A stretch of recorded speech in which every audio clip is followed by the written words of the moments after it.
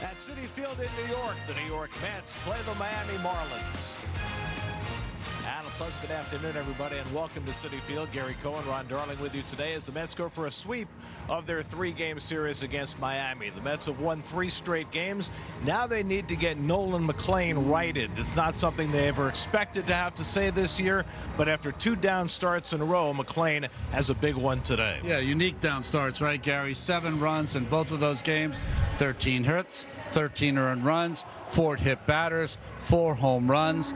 I can't see it as anything more than a blip on the radar screen. This guy is so good that he's made a couple of bad pitches that have left the yard. I would expect him to be like he was in his first 11 starts when his ERA was under 3. And perhaps he'll get just as much help as Christian Scott did yesterday from his young defensive outfielders. They made some great plays. It is so much fun to watch these guys with reckless abandon, without fear, making big plays for their pitchers when they need it most.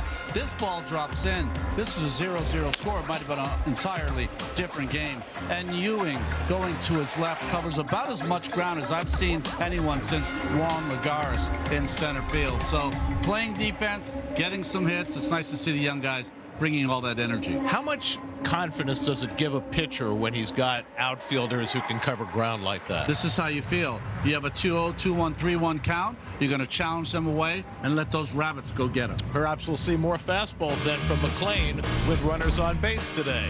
It's the Mets and the Marlins. Mets wrapping up a homestand at Citi Field on a beautiful day. All the action coming your way on SNY.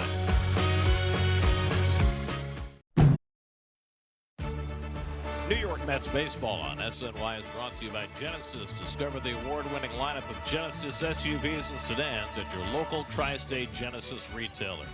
By Spectrum, it's internet, mobile, and streaming TV, all from one place.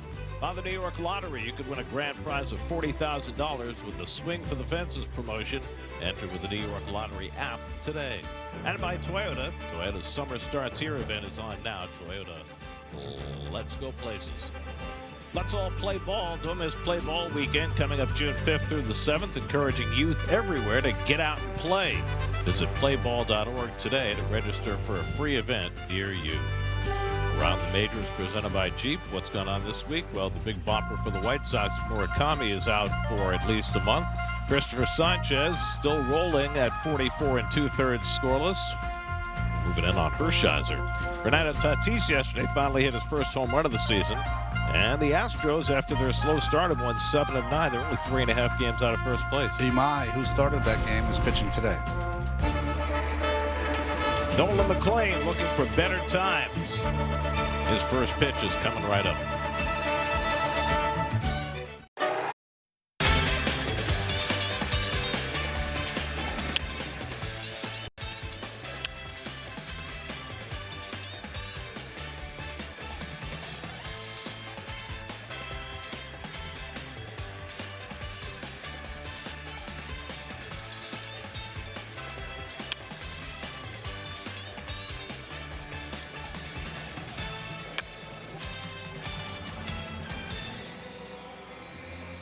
The kids are all right. And the Mets have gone 15-12 with the infusion of energy in the month of May that they've gotten from Carson Benj and A.J. Ewing, and hoping to continue that this afternoon in the final game of this homestand. Miami Marlins lineup brought to you by Hyundai. Javier Sanoja hits as high as 5th for the first time this year and only the 3rd time in his career. Esteury Ruiz gets his first start in this series. Liam Hicks moves behind the plate for the final game as the Mets look to return the favor after the Marlins swept them last weekend in Miami. Well, the Toyota numbers for McLean have jumped in the wrong direction because of the last 2 starts. But you can see hits the innings pitched, still down, strikeouts, exorbitant rate so far, and his whip has stayed pretty low despite the last 2 starts. Still top 10 in the National League in both whip and batting average against. You know, there are a lot of pitchers in Mets history who have given up 7 runs in consecutive starts, including, you know, you did it once. I remember it was the craziest year, 1988. I think I won 17 games. I had 5 games that year that a high school pitcher could have pitched better. I don't know how it happened, but there were some awful odd days. I remember the Jacob deGrom one in 2017. From that point on, he was the best pitcher in baseball. Xavier Edwards leads off, takes a fastball for a strike from McLean, and we're underway. First pitch at 98 miles an hour. Edwards 3 for 7 in this series. Starts the day 4th in the league in batting, 2nd in base hits, 3rd in on-base percentage. The top 3 in this Miami lineup have been spectacular this year: Edwards, Hicks, and Lopez. The rest of the batting order, they're still trying to get going. McLean is facing Miami for the first time, so all of these Marlins are facing Nolan for the first time ever in a regular season game. Edwards slices one just foul. Still 0-2. And he broke his bat on that last swing. He'll come back for a new one. So if they're trying to get maybe an early tell from McLean, 3 straight 2-seam fastballs, and trying to throw them inside to Edwards.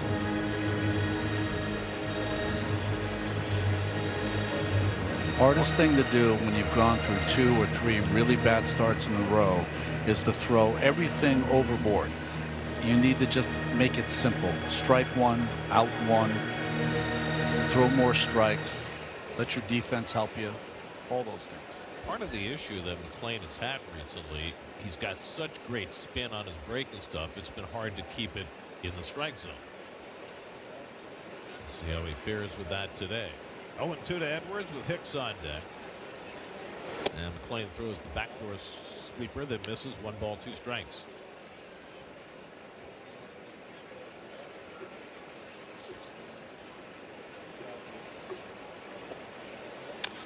And Edwards rolls over one down to first, and that ball stays fair. Vientos makes the play for the first out. Edwards thought that ball was foul, but he'll get no satisfaction. Car shield defense for the Mets. That dribbler Vientos could handle at first base. We talked about Ewing and Carson Bench in the outfield with veteran Soto. Torrens back behind the plate despite Senger's prodigious home run.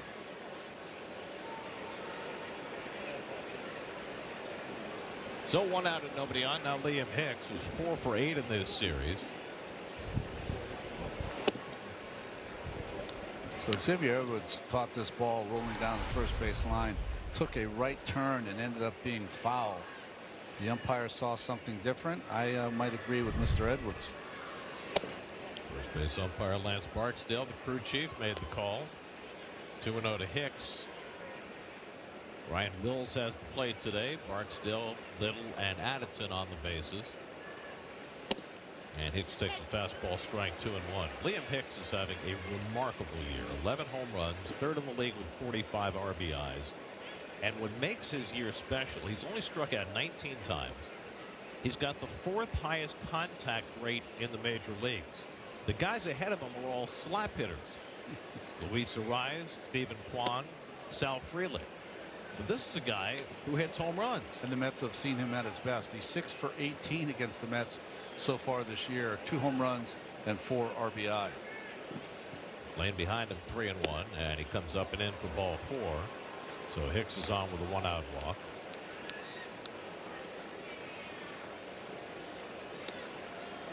You know, Gary, you were talking about the breaking ball. I remember when I first got drafted out of college and went to the Texas Rangers, and they told me, said, son, that breaking ball is not going to work here. It's too big, and the pros are going to see it. So I had to tighten it up per their orders straight away. Here's Otto Lopez. Mets have held him in check so far, and he gets hit by McLean's first pitch, and that's something that's been plaguing Nolan as well. He's hit far too many batters. That's the 8th this year. Only one pitcher in the National League has hit more. And Gary 5th in 3 games, although that just caught the jersey.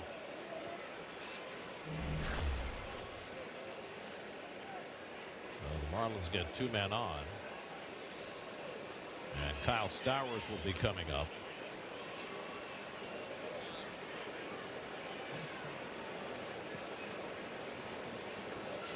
Stowers had 3 hits in the opening game of the series. Took an 0 for yesterday, although he hit that drive to right center that Denge made a spectacular play on. Biggest power threat in the lineup for the Marlins, and he fouls off the first pitch sweeper, 0-1. When he gets in trouble, he will go to that secondary stuff. You can see with runners on, the average OPS and the whip, bases empty, of course, he has really taken charge. Working on a win presented by Home Depot. And he got that sweeper in for a strike, and it's 0-2 to Stowers. Well, you can see with people on now, he will be less four-seam dependent. He's thrown 2 breaking balls already to Stowers to get ahead. Looking to get the double play ball from Stowers. He's not particularly swift. McClain, he throws his sinker more than any other pitch. Looking to get the ground ball, and Stowers hits that one into the ground as he fouls it off, and it's 0-2. I think if you're really getting deep in the analytics and trying to see an issue, I think it's too small a sample size, is that he is really count dependent right now, especially the last 2 starts. 0-1 or 1-0 is a big difference for Nolan. And then the other thing, again, this is 2 starts where you're really trying to get underneath what's going on. They've really attacked him early, and they've gotten a lot of big hits on first pitches. Ahead on Stowers, 0-2.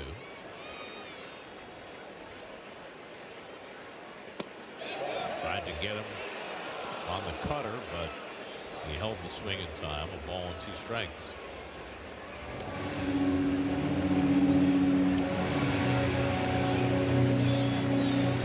Stowers hitting just 156 this year with runners in scoring position, trying to get back to the heights that he climbed last year as an all-star. And he pops one up. Infield fly rule if it's fair. And Beatty puts it away for the second out.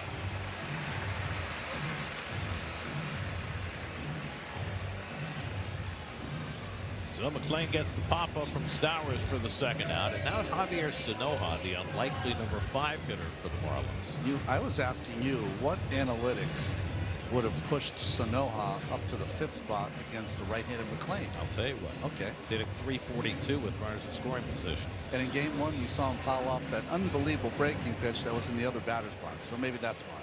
0 for 5 in this series. Didn't play yesterday. Playing third base in the game today. Guy who's played 7 different positions for the Marlins. And takes that first sweeper out of the strike zone for ball 1. That pop-up by Stowers. The Marlins in this series are now 4 for 22 with runners in scoring position, hoping for better from Sanoja.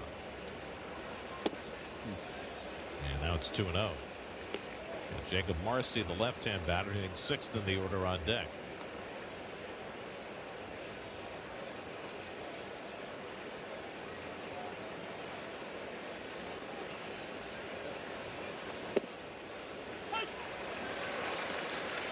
Steady diet of breaking pitches with men on base. When we showed that usage, that's what he does. If he gets in trouble, he goes right to the sweepers and curveballs. 2-1 to Sanoja with 2 on and 2 out. And Sanoja chops one back to McClain. And that retires the side. So McClain works around a couple of base runners in the first, and the Mets come to bat with no score. Lineup Jared Young, who homered yesterday, stays in that cleanup spot. Why not? Luis Torrens back in there after Hayden Sanger caught yesterday. Brett Beatty back in there after sitting yesterday. Carson Bench set to lead off. The Marlins scheduled starting pitcher Jansen Junk was scratched and then placed on the injured list with shin inflammation. So the Marlins are going with a bullpen game today. Lefty John King will make his first ever opening assignment. I mean, literally jumped for the start here this afternoon. And John King has been in the big leagues with the Texas Rangers and the St. Louis Cardinals. Will get this start. He is kind of a 3/4 left-hander. That's faced him once in Miami for 2/3 of an inning. Bench trying to bunt his way on against the lefty and fouls off the first pitch slider. So you're saying Junk was junked, as John said, King me, and here he is up on the hill. Benj was trying to bring that bunt towards first base and then beat the pitcher there. Benj has been the Mets' best average hitter against lefties this year. He's batting .314 against left-handers. Third baseman Sanohai in on the grass, and Benj takes inside a ball and strike. Calvin Fauché, next man up in the Marlins bullpen. King has not thrown more than 20 pitches in any of his 26 outings this year. Benj drives one out to center field. Marcy going back to the warning track at the wall. It's out of here. Carson Benj with a leadoff home run. His first home run in the major leagues against a left-hand pitcher, and it gives the Mets an instant 1-0 lead.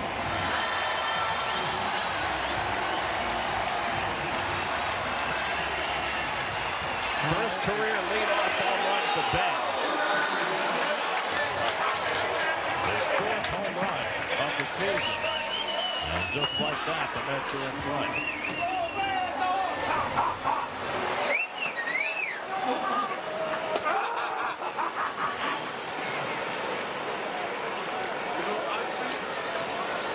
Fully outfitted.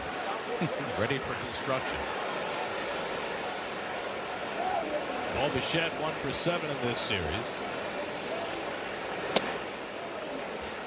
I mean, if you're a blue-collar guy, Gary, you start your day early. It really goes to show you, though, sometimes the best decisions you make are non-decisions. There had to be a point where you're thinking about Benj and how the start he got off to, and does he belong up here? Maybe we need more seasoning. Patience has been rewarded. Sometimes it's hard to be patient in this market. And if it hadn't been for all the injuries the Mets suffered, he probably would have been sent down. But sometimes, as they say, the best trades are the ones you don't make. 3-1 to Bichette with Soto on deck. And Bichette drives one out to left, but Ruiz goes back and makes a nice catch. Bichette hit a rocket and Esteury Ruiz giving ground to make the play for the first down. So Ruiz turned this into a 10-plus play. Came in, and then he really just stalled in his tracks, and he used that great speed to catch that ball over his head. Carson Benj with his home run is the fourth different Met to hit a leadoff home run this year. Lindor did it. Melendez did it. Soto did it. Didn't Bichette do it also? I thought Bichette did. I thought Bichette did. I don't think Melendez led off, did he? We'll get that from Dave. I mean, we went through some real low moments. Anything could have happened. But Bichette definitely hit a leadoff home run. I remember that. Slider in for a strike to Soto, and it's 1-1. Juan has reached base safely in 14 straight games. His OPS over those 14 games is 1310. King staying away from him. 2 balls and a strike.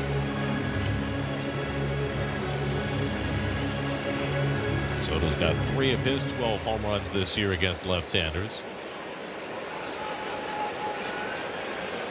Carson Benj just keeps getting better and better.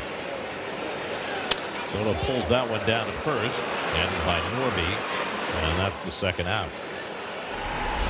Well, he faced a couple of breaking balls, a fastball up and in, and then this hanger over the middle of the plate, and it just kept carrying. My first thought was, is Marcy going to rob him again? Well, you can't rob him if he throws it over the wall. Yeah, Marcy made 2 great plays in Miami to rob Benj of extra base hits right up against the fence. So 2 out now. Jared Young, who homered yesterday. He's only had 1 at bat against a left-hander this year, but in there because the Mets figure they're going to face more righties than lefties today with King opening.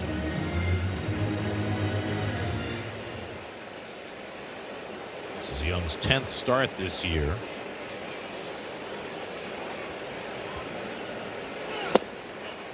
He's 3 for 9 since coming off the injured list. Look at from this angle here. Big leg kick.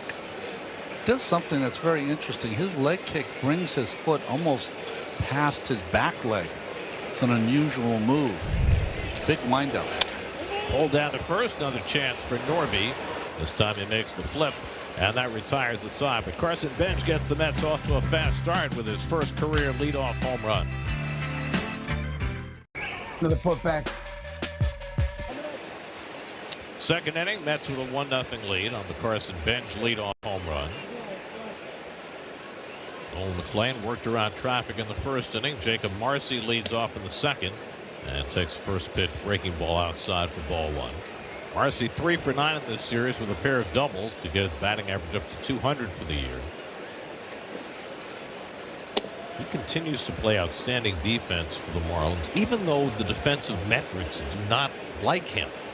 I don't know how. Well, you know who else the defensive metrics are not high on? Marcus Semien. I know. Who's played great defense this year. So sometimes the numbers can lie. There's no perfect defensive metric, except for, and some people will hate me for saying this, the eye test. Oh yeah, I mean, you know it when you see it. You just had like 1,000 28-year-olds just fall over at their laptop. Be a mutiny on the charter tonight. 2-2 to Marcy with Connor Norby on deck, and he flies this one out to left, and Soto coming toward the line. Marcy retired, 1 out. First 5,000 kids 12 and under at the game on Sunday, June 14th will get a Crayola Color Your Own Mrs. Met bobblehead. That's right. For tickets, go to Mets.com/tickets. Do you get the crayons too? I didn't see that. It's nice. Were you did you like to color when you were a kid? I love to color, but what I especially like were the color pencil, color by numbers. Oh, yes. I'm a stay inside the lines kind of guy. You really are. Connor Norby flies one out to right center, and this will be easy for Bench. And so with 2 fly balls, McLean has the first 2 outs in the second. The real question is, did you get a little mad when you went outside the lines occasionally? It went in the garbage then. How about you? I'm the same person. I'm the person that when I do the New York Times crossword puzzle and I make a mistake, I want to throw it in the trash. Yeah. Well, you do it in pen, right? Yeah, I do it in pen. So do I. So you have to, you have to go bold over your mistake. So you can really see where you messed up. But I'm still disgusted as I finish the puzzle. Challenge on the ball call, and it stays the ball. The Mets have 1 challenge remaining. And that's not a good challenge. First pitch with 2 out and nobody on. And the Mets lose the challenge. ABS powered by T-Mobile. Owen Casey swings and misses at a high cutter. Ball and a strike. We didn't see a lot of that pitch last start from McLean, so I'm glad he's unleashed it already. Casey hit a 2-run homer in the first game of this series, and he goes after another cutter and misses, and it's 1-2. Casey probably has the biggest uppercut on the Marlins, so if you're going to attack him, you can attack him upstairs with hard stuff. He'll even swing through the occasional breaking pitch upstairs. See if he stays with that cutter on 1-2. Tried the curveball instead. 2 balls, 2 strikes. That curveball has been quite the put-away pitch for McLean. In his career, the opposition is 4 for 60 against his curveball. Unheard of numbers. Lined up the middle, and Casey's got a base hit. So after all that stuff that moved left to right, he threw a fastball, and Casey hit it right up the middle. Anything down with Casey, he's going to hit it hard. And that was a 2-seamer running away. Kind of one-handed that, but hit it right on the barrel. So that's the first hit against McLean, a 2-out single. And now Esteury Ruiz. He started the first game in Miami against the Mets, and he had a huge game with a double and a triple. And we haven't really seen him since. A stolen base, 2 runs scored.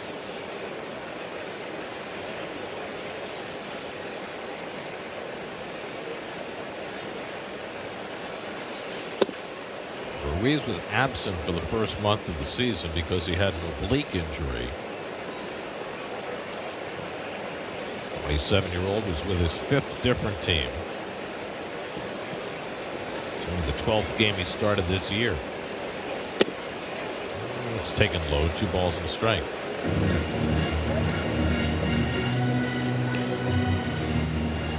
Marlins swept the Mets in Miami. The Mets scored just 2 runs in those 3 games. Last 2 days have been a different story. The Mets have scored 15 runs in the 2 games. And looking to return the sweep. And that cutter misses up and away. And now McClain behind the number 9 hitter, 3-1. Because Torrens challenged that first pitch. He's really reluctant to do it again. Yep. That's why he's saving. That's inside, ball 4. So McClain loses the number 9 hitter and issues his 2nd walk. I see some frustration on McClain. It might be one of those times you come out as a pitching coach and just settle him down. We forget he doesn't have a lot. Here he comes, Justin Willard. He doesn't have as much experience as we talk about him. We just assume that it's going to be a straight line to all-stars and plaudits and greatness. But even the great DeGrom went through his moments. Well, and much like DeGrom, he's relatively new to pitching full-time. It's only 2 years ago that he gave up his aspirations to be a 2-way player while he was already in the minor leagues and decided to concentrate full-time on pitching. He's got a great demeanor, but as you say, he doesn't have a whole lot of experience. What happens is if you are an intense competitor and you did play on the other side of the ball, you get angry and frustrated really quickly. And as a player, you can do something about it. As a pitcher, you got to calm down. So now Xavier Edwards, who grounded out his first time up, 2 out and 2 on. And he hits one back to McClain, who spears it nicely and throws out Edwards to end the inning. That's where being a position player pays off. Nice pickup. 1-0 Mets. Nolan McClain's had to work around traffic in each of the first 2 innings, but got himself out of it each time. John King stays in to face Mark Vientos leading off in the 2nd inning. And Vientos rockets one into the netting, 0-1. Mark got a big hit to put the Mets on top yesterday. Yeah, Sergey, first in the 4th inning with his slider hanging over the plate, hit it off the wall for 2 RBIs. Had a home run in the first game of the series, and he hit into the 2nd deck in left field. And he grounds one through the right side hole. And so Vientos has his 4th hit in the series, a leadoff single in the 2nd. Marlins defense presented by your Tri-State Chevy dealers. Liam Hicks, who DHs, plays first base, catches on the weekends. Sanoa on 3rd base, Lopez, Edwards, and Norby. Ruiz, Marcy, and Casey in the outfield. Tri-State Chevy dealers. Oral Hershiser now owns a Chevrolet dealership in LA. He's an entrepreneur. Of course he is. He was very enterprising as a pitcher. A.J. Ewing bluffs the bunt, joined the 3rd baseman Sanoa. I spent some time with Oral in April, and he told me about it. I said, Oral, that means you're going to have to talk to a lot of people every single day. He's very good at it. He likes that. He does like it. Sanoa comes in closer, creeping in well up on the grass, and now Ewing swings away and fouls it off. See, I thought you were going to say that Tri-State Chevy dealers is as much of a tongue twister as Oral Hershiser. Well, I did. I mean, I did not say it perfectly. Each and every time I kind of make a mistake. 2 balls and a strike to Ewing, who's 2 for 8 in this series.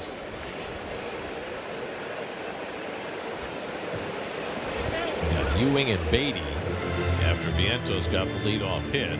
That, I guess, is why King stayed in. King has thrown 20 pitches in this game. That matches the most he's thrown in any outing this year. I feel like it's going to be a difficult road to go down for the Marlins today with their bullpen. They've used a lot of bullpen in the series already. Check swing foul. Although they only used 2 guys yesterday, they left Lake Bacher out there to take some punishment. I wonder whether they did that because they knew that they might have a bullpen game today. Yeah, they might have known Junk was already scratched for today's game.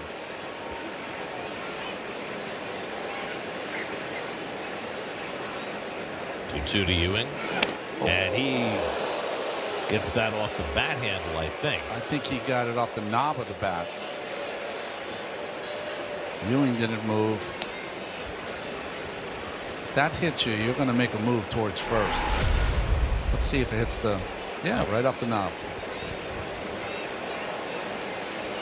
You know, hitters today are taught knob to the ball, so that is exactly what they teach. And he goes down swinging on the changeup, and King's got his first strikeout.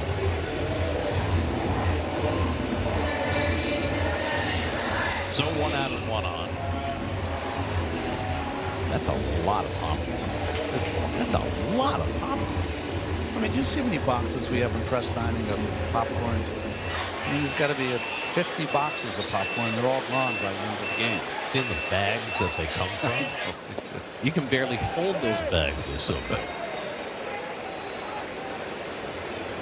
Brett Beatty 1 for 4 in this series. Signed yesterday against the lefty.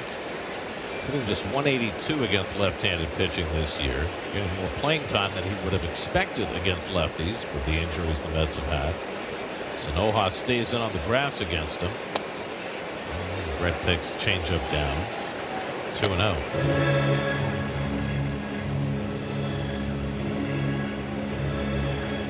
John King from Laredo, Texas, facing Brett Beatty, fellow Texan. Beatty's front foot, very much like Soto's, turns it in, kind of blocks that right front hip from moving. If I was watching Soto every day, I'd have my foot turned in as well. You'd be doing the shuffle after. I'd be doing it all. The ball. 3-0 breaking ball from King. Marcus Semien sitting 8th in the order. He's on deck.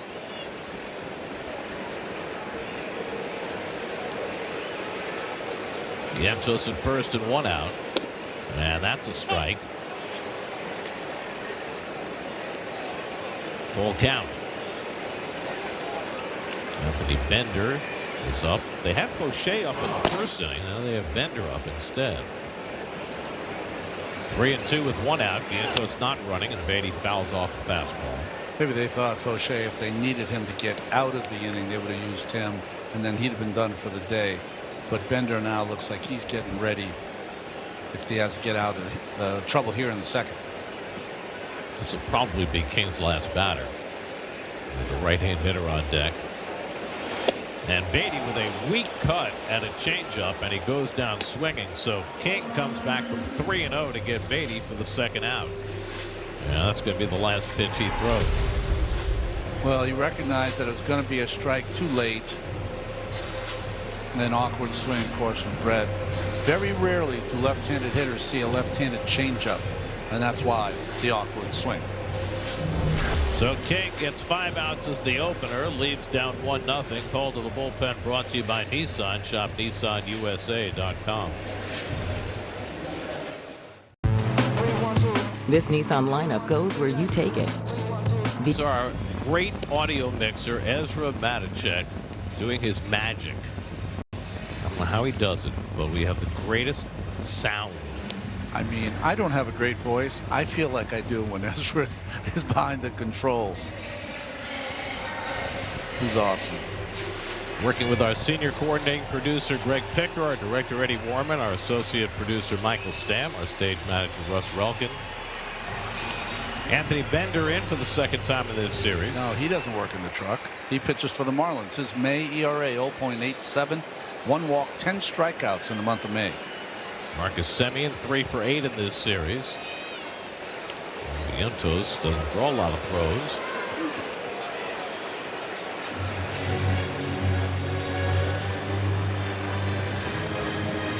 We don't have that stat, least amount of throws while you've been on first base. Probably not. Bender worked a 1-2-3 8th inning in the first game of this series on Friday. And Semien drives one to deep left field. Ruiz goes back, takes a look, and it's out of here. Marcus Semien with his 5th home run of the year, a 2-run shot. And the Mets have a 3-0 lead in the second.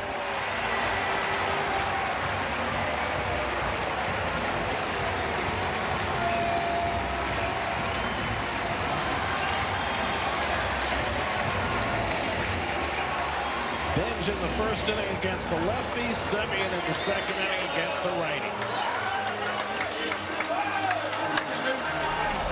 As it starts to heat up, the balls are now starting to fly a little better. This one, it looked like Ruiz had a shot, but it carried well out for a 2-run homer for Semien. Gary, you and I were talking before the game, you know. Slowly, he's looked a little better the past week to 10 days. It's been a terrific series against the Marlins. He loves to look in. This angle right here just shows you how he pulled his hands in. It was so quick on that 2-seam fastball in. It's a guy who once hit 45 home runs in a big league season. I asked him in spring training his hitting philosophy. He said, I'm trying to pull the ball in the air. And he did. 2-1 to Torrens, who sat yesterday with Hayden Singer getting the start and his first big league home run. And Torrens takes a fastball strike from Bender, and it's 2-2. No, this is just from me. No science here. From watching every game, he has hit the most balls that have been caught at the wall. If it heats up, I wonder how many of those will start going over the fence. Talking about Semien? Yes. Torrens pops one up behind second base. Edwards having trouble with it. In comes Marcy to bail him out, and that retires the side. Semien's home run makes it 3-0 New York after 2. And a blue moon. Your blue moon bright spot. And pitchers have more strikeouts than any staff in the National League this year. Took over the lead yesterday with 15 strikeouts in the game against the Marlins. Every time we do the spot, all I want is a slice of orange. Not what goes with it? Yeah. Nolan McLean now staked to a 3-0 lead. Liam Hicks leads off in the third. Hicks drew a walk his first time up. And takes up and away for ball 1. Hicks, Lopez, and Stowers 2, 3, and 4 in the Miami batting order. Marlins got a couple of men on against McLean in each of the first 2 innings. He gets that cutter in for a strike, 1-1.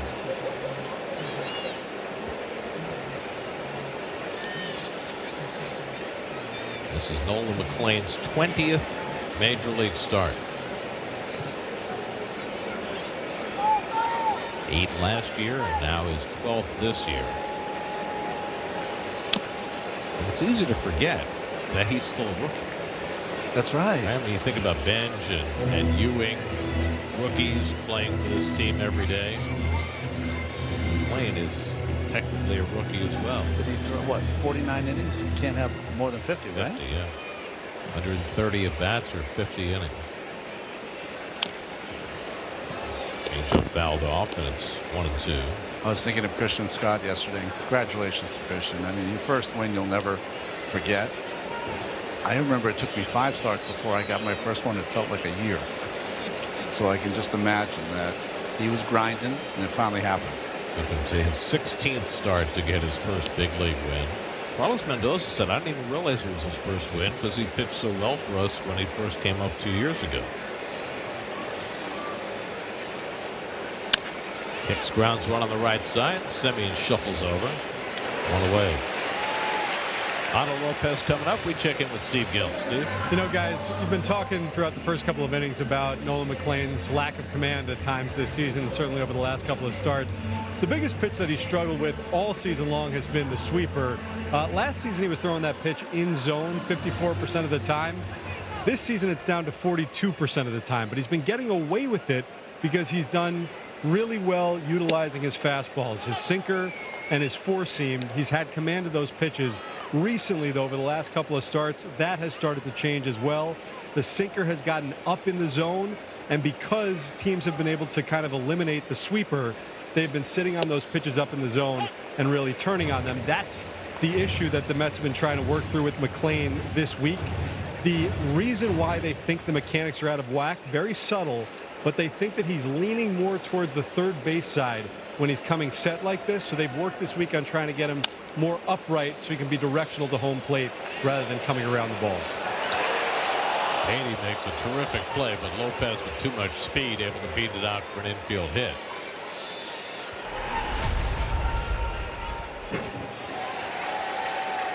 Well, I'd be surprised if they didn't contest this. Challenge, yep. Because to me, Barksdale called this play so quickly that I don't know if he saw it long enough to be able to make that call.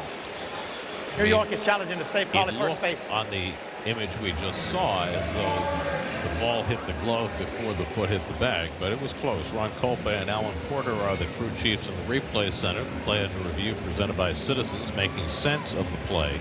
Either way, it was a really nice play by Brett Baty. It really was. He got rid of it quickly. And the ball that bounces, remember, first base umpires go on two sounds. They go on the sound of the foot hitting the bag and the ball hitting the back of the glove. When it bounces in there, there's less sound of the ball hitting the glove, so sometimes it can confuse them. I thought he was out, but it'll be up to the replay room. Well, it looked on that freeze we just showed as though he was out. See whether the replay umpires see it the same way. As Steve was giving his report on Nolan, he threw the best sweeper he's thrown all afternoon. So, Steve, way to go. I'll take credit for that. Yeah, why not? Yeah, no problem. Well, he's been throwing it more in the strike zone today, no question. Well, he has been recently. When he first came up, and I'll try not to get in the way of the replay. Here we go. After review, the call on the field is overturned. The runner is out. New York will retain their challenge. So the Mets get the call. 2 out, nobody on. What he did when he first came up was a lot what Roy Halladay did when he used to pitch at his best. He had that sweeper. Roy, it was more of a cutter that would start off the plate to lefties and then end up as a strike. Lopez didn't want to vacate first base, and finally somebody told him, son, you're out. Boy, so close, though. It was a lot closer than I thought it was. So give Lance Barksdale credit. Tough play.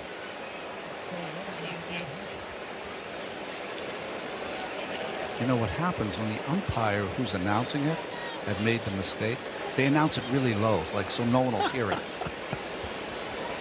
Well, it's always the crew chief who makes the announcement. In this case, the crew chief made the call that got overturned. Kyle Stowers batting with 2 out and nobody on. So McClain trying for his first 1-2-3 inning of the day. Stowers popped up his first time up, and he swings and misses at that cutter. Ball and a strike. So McClain leaning a lot more on that cutter against the lefties.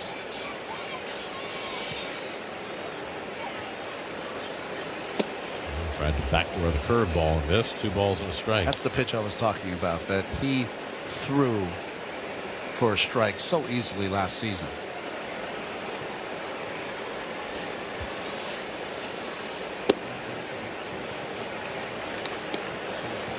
And what Steve said really makes a lot of sense because he kind of really tries to get that angle being so close to the third base side. You have to remember that's where the mound starts to slope down. Right. So if you get so far over, once you step, your next step is almost like falling off the hill. So you've got to be careful that that doesn't become a norm. How to combat that? You could move to the middle of the rubber if you felt comfortable doing that. 3-2 to Stowers, and he struck him out. Got him with the back foot curveball. First strikeout of the day for McClain in his first 1-2-3 inning. 3-0 New York. Look at this guy. Home third inning, top of the batting order. Carson Bench leads off against Anthony Bender.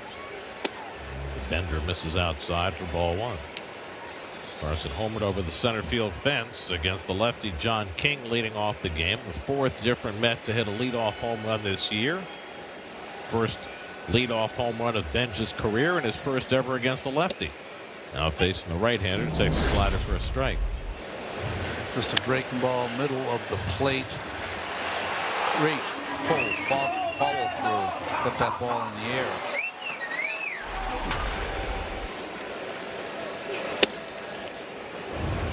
Three straight sliders from Bender. 2 balls and a strike to Benj. King went an inning and 2/3, allowed 2 runs, 2 hits. Bender gave up a home run on the first pitch he threw to Marcus Semien. First home run that Bender's allowed this season. And a fastball strike to Benj. 2 balls, 2 strikes. I saw those numbers for Benj. He'll get some votes for Rookie of the Month this month. J.J. Weatherholt has a pretty good case with the Cardinals. That's pulled down to first, and a nice grab by Norby for the first out. Norby was learning how to play first base, but mostly a third baseman before this year. Ready, the hop, and then dashes to his right to make that backhanded play. Sweet play by Norby. Let's hit some balls really hard today. Bo Bichette hit it hard his first time up. A rising liner to left that Ruiz went back and made a nice play on. And he takes a slider for a strike. So while the Mets trying to push uphill, 3 straight wins, going for 4 straight today, trying to get out of last place in the National League East. At the top of the division, the Braves became the first team in the majors to get to 40 wins last night. 40 and 59 games. Ronald Acuna hit 2 home runs last night. He had a leadoff home run today. Acuna now has 5 homers and 4 steals in a 4-game span. You know how many other players have done that in Major League history? Fly ball along the right field line. Casey comes over to get it. 2 out. The answer is 3. Willie Mays, Eric Davis, Shohei Ohtani, and now Ronald Acuna. 5 homers and 4 steals in a 4-game span. Well, the way the Braves are going, they'll be the first to 50, 60, and on. I mean, they have just been lighting it up offensively, and their pitching, especially their bullpen, has been rock solid. Which makes the Mets happy to have a system where there are 3 wild cards in the National League. And Soto with 2 out, and Juan takes a fastball for a strike. That's, I think, 6.5 out of a wild card right now, which, you know, it's an uphill climb, but with 4 months to go in the season, it's very doable if they keep playing the way they're playing right now. And that fastball leans him back. He thought that was a ball, but it was called a strike, and it's 0-2. It's hard to argue it if you're Soto because it knocked him on his heels, so he's not going to appeal it. Starts inside. He's got a lot of movement, and that caught plenty of play. Maybe you thought it was up.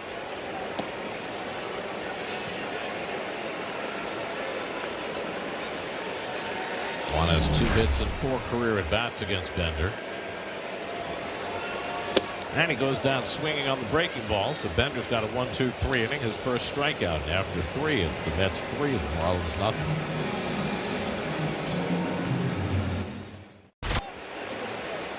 Fourth inning, Nolan McLean working with a 3-0 lead. Javier Sanoja backing out of the box and dropping his bat as he took ball 1. That was odd. That looked like Jesus Alou with the A's in the early 70s.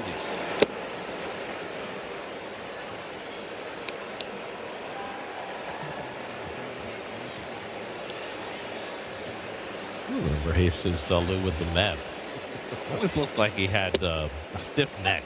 Always working his neck around like there was something bothering him. Like Rodney Dangerfield, or no? No. He got plenty of respect. He was an Alou. And Sanoja that time jumped back for a legitimate purpose, and it's 3-1.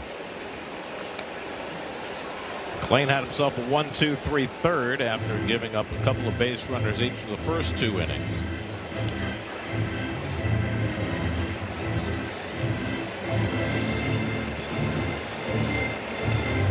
Sanoja, then Marcy and Norby against McLean.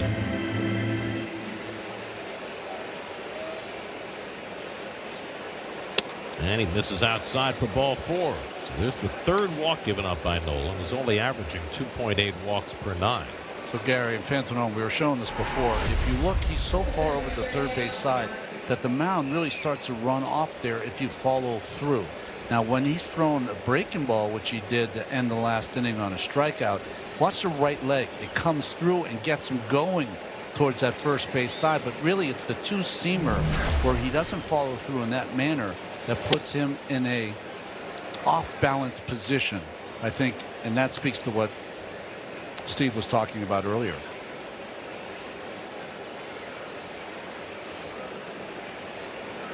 Facing Jacob Marcy with a man aboard. Beatty coming in on the grass. And Marcy bounces one foul.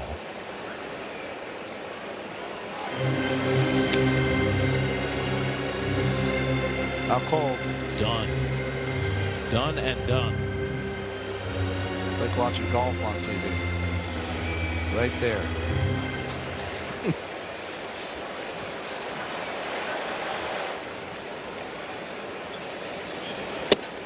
I don't know about you, but my experiences with kids, all you have to do is put them in the back seat in the car seat, drive around, they go out cold. I know there's a lot of new parents that end up, because their baby's crying, end up driving around the neighborhood, right? McLean having trouble finding the plate.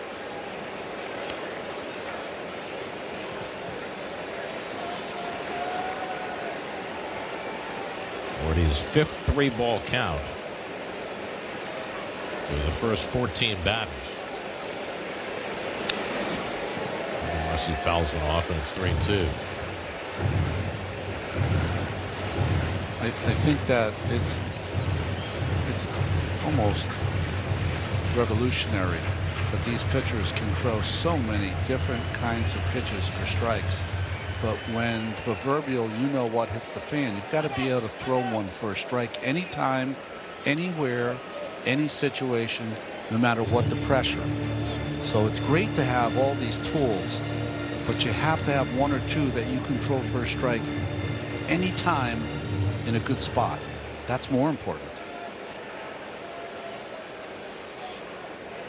3-2 with nobody out. Sanoha at first. He's running.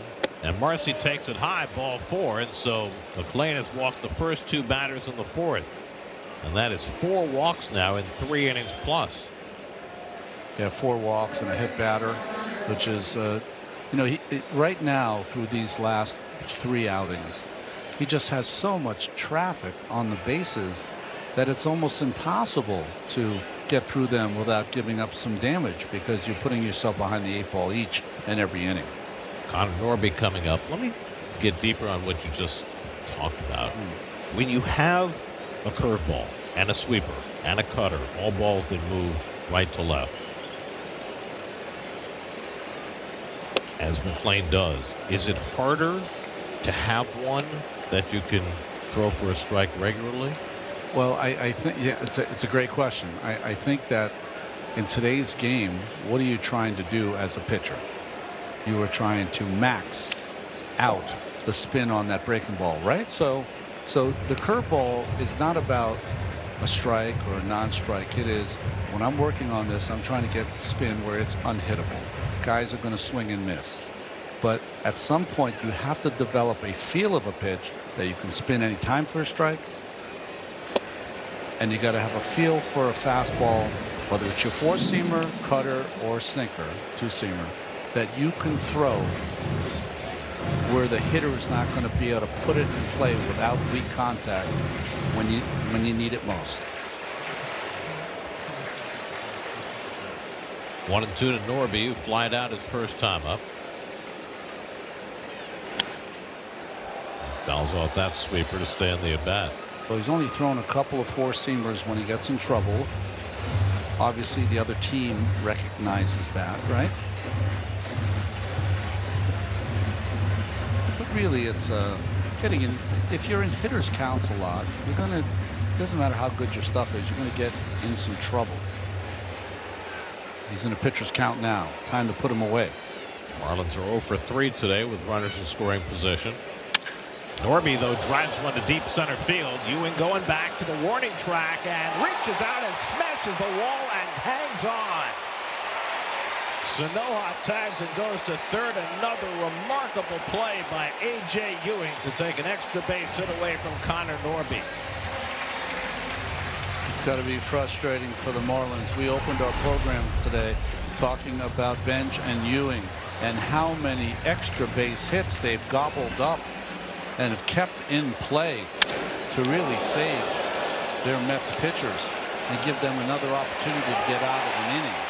What a play there. Just fearless, these two young outfielders. I think you said it earlier. The Mets have not had center field play like this since the heyday of Juan Lagares. So one big out from McLean with some help from his rookie buddy. And now Owen Casey with first and third and one out. Casey had the only hit for the Marlins today, a single to center field in the second. But they've had plenty of base runners with 4 walks and a hit by pitch. I mean, through the sun as well, backhanded, knows he's going to crash into the wall.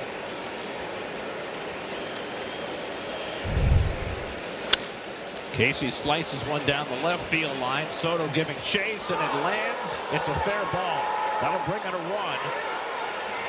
The throw goes to third, and safely there is Marcy. Owen Casey with an RBI double to cut the Met lead to 3-1.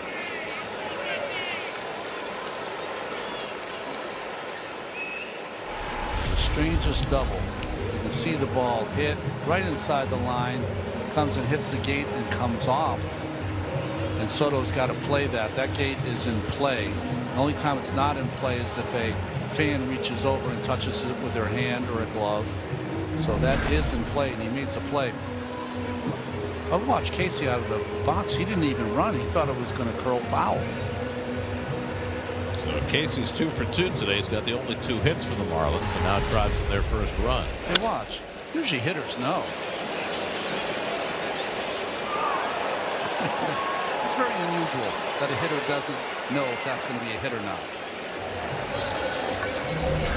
Run first, ask questions later. It's always the best policy. So McLean, after a couple of walks, pays for one of them. Now he's got second and third with 1 out. The tying runs in scoring position for the number 9 hitter, Esteban Ruiz, who walked his first time up. McLean spins one inside for ball 1. Got good speed on third base and Marcy. You got the big arm in center, right field and Bench.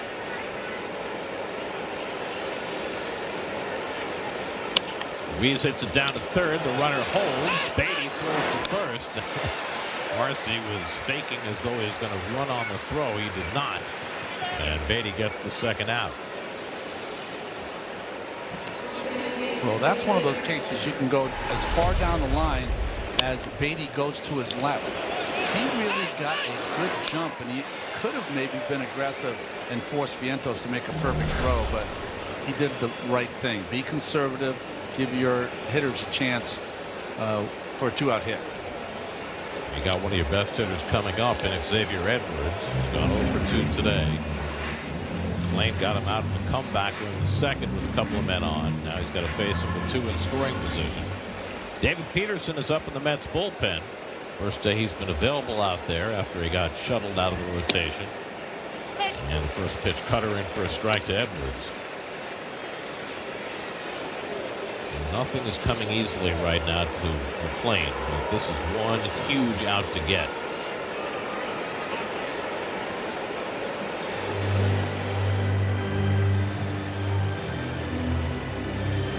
I think that was a timeout for Edwards.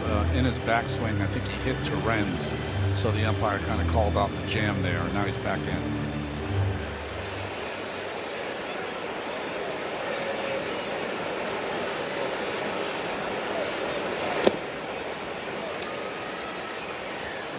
One to Edwards, who began the day hitting .313 with runners in scoring position. The top 3 guys in this order, Edwards, Hicks, and Lopez, all well over 300 in RBI situations.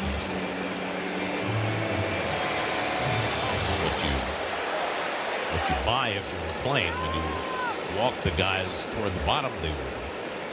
That's a good changeup by McLean, and he gets ahead on Edwards, 1-2. It's a pitch that Edwards has not seen, and it fools him. Good pitch. Kick change and a beauty. It's a pitch that McLean's thrown only 8% of the time this year. Got him ahead on the count, 1-2. Lorenz down in the dirt to block that one. 2 balls, 2 strikes.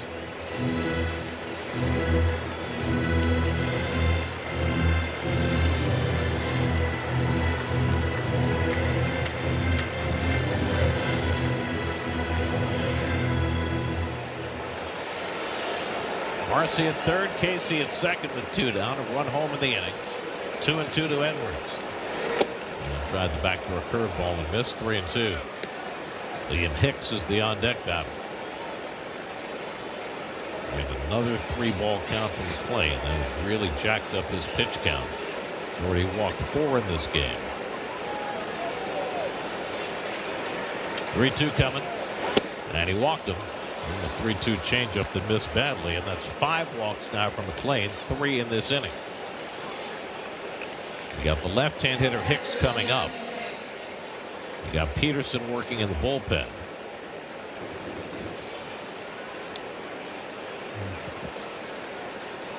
I don't think Peterson is ready, Gary. Do you think he's ready?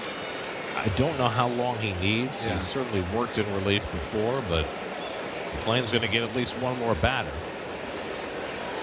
Game might be right on the line here in the 4th inning, working with a 3-1 lead. Bases loaded, 2 out, and Liam Hicks has driven in 45 runs this year, 3rd in the National League. At the plate, and he got that breaking ball in for a strike. 0-1.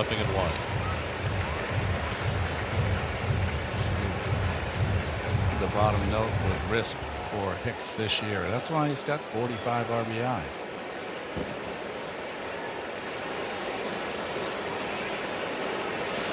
And Hicks got jammed by that fastball, and it's 0-2. McLean, who's already walked a career-high 5 batters in this game, gets ahead on the dangerous Liam Hicks. And is trying to will him through this inning. This will be McLean's 28th pitch of this 4th inning.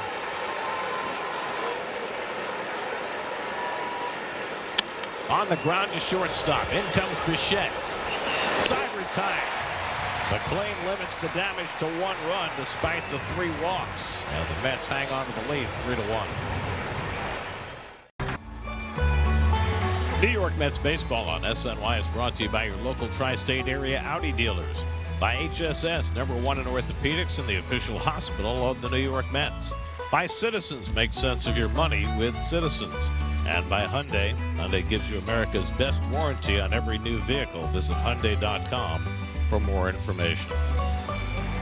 Road ahead presented by Infinity. Mets go to Seattle to open a series tomorrow night. The Mariners, with some of the best starting pitching in baseball, just nudged over 500 yesterday, winning their 5th straight game. They go to San Diego next weekend and then back home to play the Cardinals and the Braves on the next homestand. Marlins are going with a bullpen game today after their starter Jansen Junk went on the injured list instead of starting the game. This will be their 3rd pitcher of the day. Mets have greeted each of the first 2 with a home run. Interesting choices of pitchers, because Bender and Fauché, I always think of them as the guys that set up Fairbanks and late inning guys, but McCullough's using them early in the game, trying to keep the score close. Jared Young grounded out his first time up. O'Shea pitched in the opening game of the series. Got a couple of outs.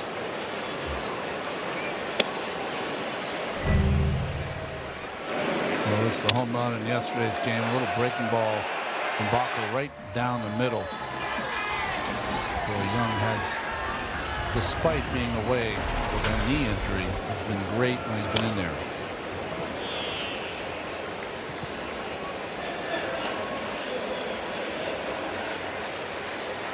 Young, then Vientos and Ewing for the Mets in the fourth. Mets got homers in the first from Benj and in the second from Simeon. And now Young leading off in the fourth against Fauché. And he takes a cutter for a strike on the inside edge. Turner didn't think so, but that's already down to one challenge for the game.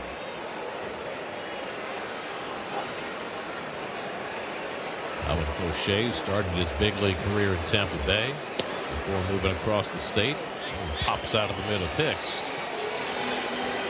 And was it called a strike? No, Pitcher challenging the ball call. It was called a ball, maybe because Hicks didn't catch it, and the Marlins are challenging the call, and it was a strike. right down the middle. Yeah. Miami has 2 challenges remaining.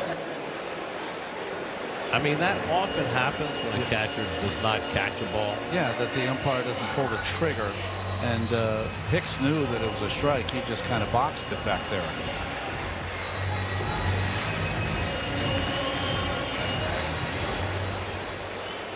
So 1 out and nobody on. Now Mark Vientos, who snuck a base hit through the right side hole his first time up. And he takes a fastball for ball 1, and Fauché wanted to know where that pitch was. You would have thought with the ABS system that there'd be a lot less moaning. But I don't think that's really been the case. Now, moaning is part of the game. Always has been. Like Tommy James and the Shondells. Moany. The interesting part about it is that now at least the umpires have something to go to. When guys start to moan about the strike zone, they can say, hey, you could challenge it. Ooh, and if you have, boy, the umpire almost made the catch on that. Wills. She didn't get hurt by that. That went under the billy goat strap and seemed to get him close to the throat.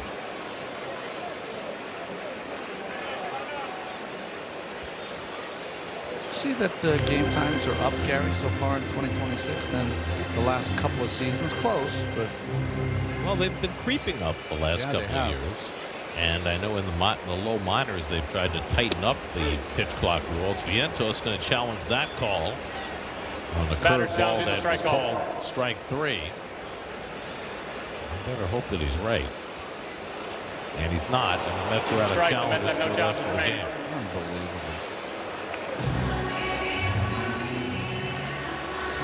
That is not good. Getting a close game late. You're going to really regret having wasted 2 challenges on nobody on situations.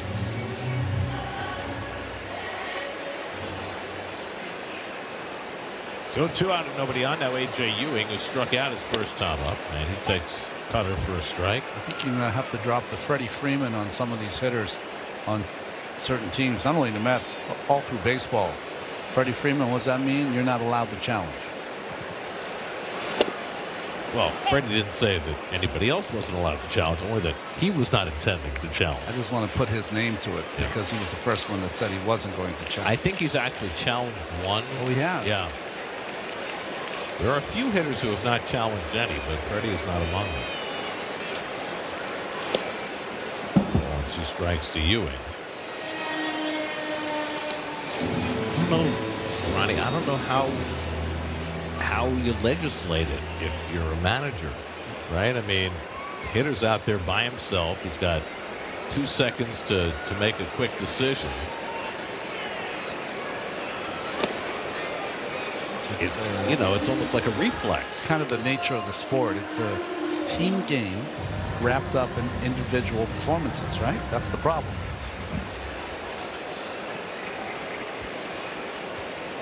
Beatty. He'll get his swings in to just get loose, and then he'll kind of get in his batting position as Fauché gets to his stretch, and just try to envision what it's going to be like when he's in the box. Take his stance. Here's the pitch, and he takes his leg kick.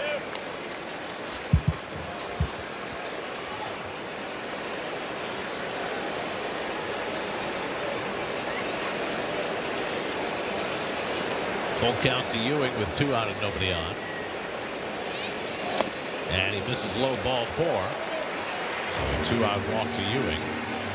Beatty will get his swings.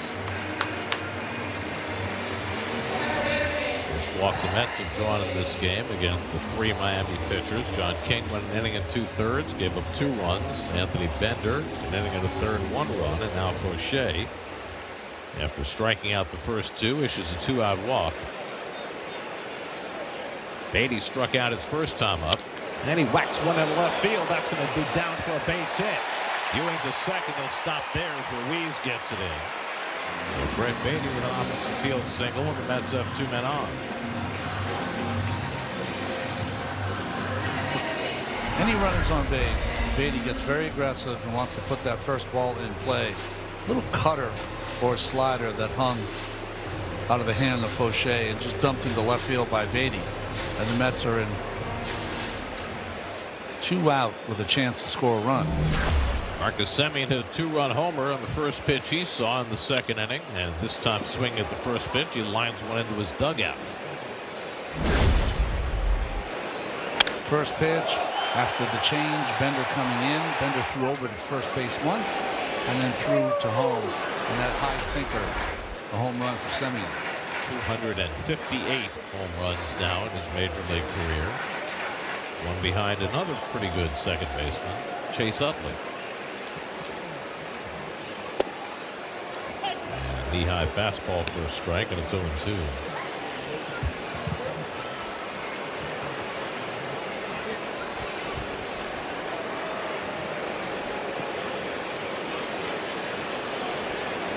Two from Fauché. Couldn't get him to bite. 1 ball, 2 strikes. You know, it's funny, folks at home, when you see the bat, you see all that pine tar. Why do they put the pine tar up there? Well, they don't want it where they grip it.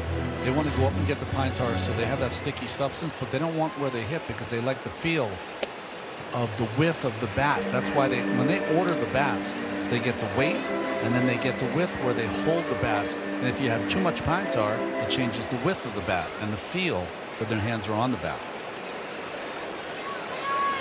2 out, 2 on, 2-2 to Semien. And Marcus able to foul off that fastball. Spectrum high-speed hitting. Mets have hit fastballs very well in this series, something that is troubling them early in the season. It's a very good sign going forward. Kate Gibson, the next man up in the Marlins bullpen, on a bullpen day for Miami. Again, the 2-2, and Semien takes just off the plate with a cutter, and now it's a full count. So Fauché had 2 strikes. Now trying to keep those breaking balls away from him. He's gone to a full count. So Ewing and Beatty will be in motion. 3-2, and Semien fouls away. Marcus gets in a 2-strike hole. They breaking ball him to death. He has the lowest OPS in the majors against breaking balls this year. 278 OPS against breaking pitches. Yeah, when he's not going at his best, he does have some chase on those breaking balls when he's behind.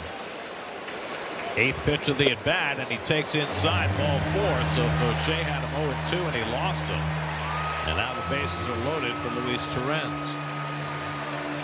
2 walks, bracketing a base hit, and the pitching coach Daniel Moskos will go to the mound to buy Fauché some time. Probably the last man he's going to face, regardless, with the lefty up in the bullpen, and Ben John Deck. Well, the long break hurt momentum for the Knicks as they prepare for their first NBA Finals appearance since 1999. SNY's NBA insider shares his thoughts on the latest putback with Ian Begley. Check it out now on SNY's YouTube page. Okay, Slugger, get in the box. Bases loaded. There's really nobody you'd rather have up with the bases loaded than Luis Torrens. His lifetime batting average is a Pat Tabler-esque 406 with the bases loaded. Pat Tabler did most of that damage when he was a member of the Kansas City Royals. Yeah, not so much when he was in that. It was only for about a month. And that's outside. So Fauché has painted himself into a corner with a couple of walks. Throws ball 1 to Torrens. He's flied out to center field his first time. A big hole on the right side of the infield, which is where he likes to go in these situations. And that cutter is away, and now it's 2-0. Pitcher is challenging the ball call. I mean, that ball's outside. I don't know what for O'Shea. I mean, I could be wrong, I'm sure. Well, it was definitely outside. Ball, Miami has one remaining. So each team has had trouble with their challenges today. The Mets have no challenges remaining. The Marlins have only one, and they're only in the 4th inning. 2-0 to Torrens with Benj on deck. And Torrens takes one the other way for a base hit. Ewing is in. Beatty will score. On to third goes Simeon. Luis Torrens with the bases loaded. Money in the bank. 5-1 New York.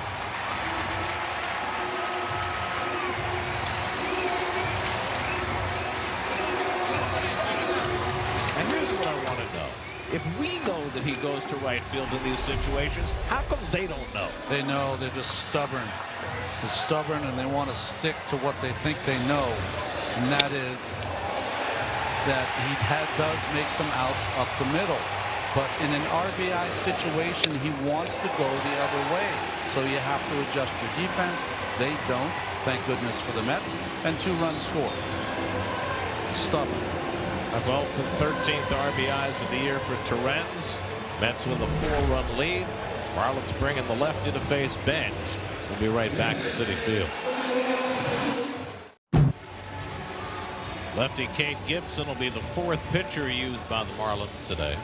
There'll be more to come. Gibson, who pitched in this series already, left-hander, is a pretty good breaking ball. Throws hard as well. Carson Benj, 1st and 3rd, 2 out. Mets have 2 runs home in the inning. And Benj takes the curveball outside for ball 1. Gibson came in on Friday night, struck Benj out. He was the first man he faced. Then he gave up a run in a 3rd of an inning. Semien at 3rd, Torrens at 1st with 2 down. And a fastball strike. All of this has happened with 2 out and nobody on. Walk to Ewing, Beatty an opposite field hit, and then after 0-2 to Semien, O'Shea lost him to a walk, and then Torrens drove in the 2 runs.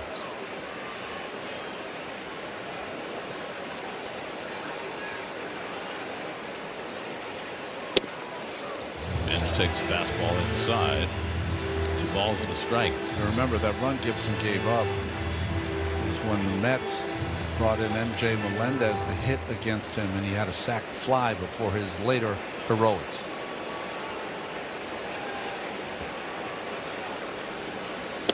And that one curves in for a strike. Ball started out behind Benj and wound up over the inside corner. 2-2.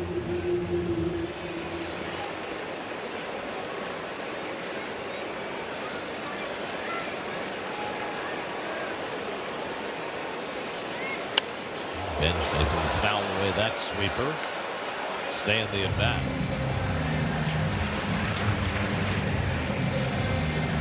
Mets have gotten a lot of 2-out RBIs lately. They've got a lot of 2-strike RBIs. That's when you know your offense is starting to come into form. They scored 2 runs last weekend in Miami. They've scored 20 this weekend against the same team. Again, the 2-2 to Benj. And Carson goes down swinging on the breaking ball. Side retired. But the Mets cash a couple on Torrens' hit to make it 5-1 after 4. CarShield presents streaming of SNY on the MLB app. Stay on top of all the amazing action with an enhanced user experience. Scan the code to download the MLB app today.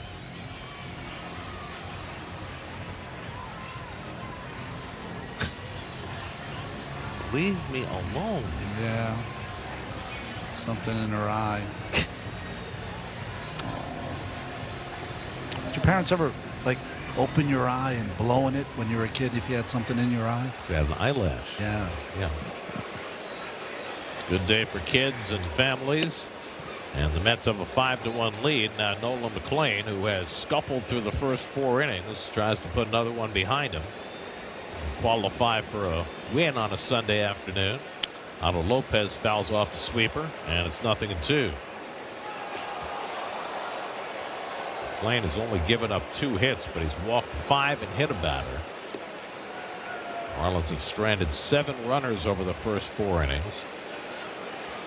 Lopez was hit by a pitch in the first, grounded out on a nice play by Beatty in the third. It's pulled foul. Lopez, then Kyle Stowers and Javier Sinoja in the 5th. So we did a little research for you, Ronnie, Okay. to find the anti-Freddie Freeman.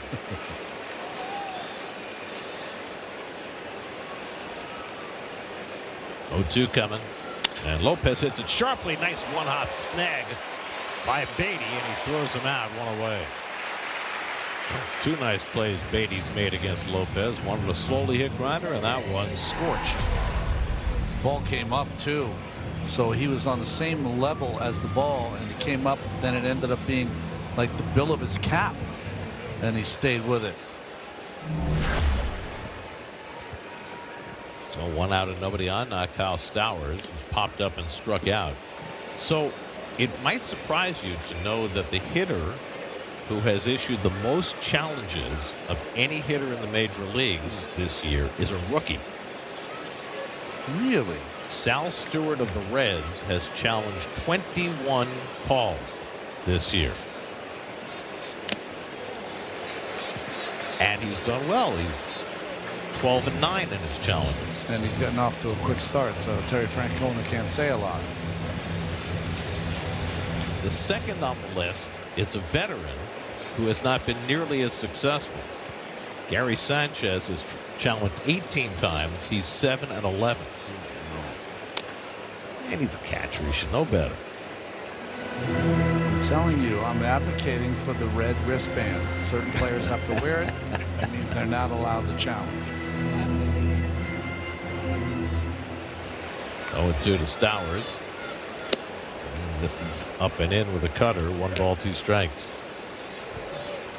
So, guys, I know on its face it seems strange that a rookie would lead the league in challenges, but theoretically, wouldn't they be the most comfortable with it because they came up with it in the minors last year? Yeah, Makes sense, sure. That's a great point, Steve. Yes. And I think that's why some of our older umpires struggled with the ABS early on, because they were getting used to it as well. 90th pitch of the day for McLean. And Stowers tried to stop it, and he did. 3-2.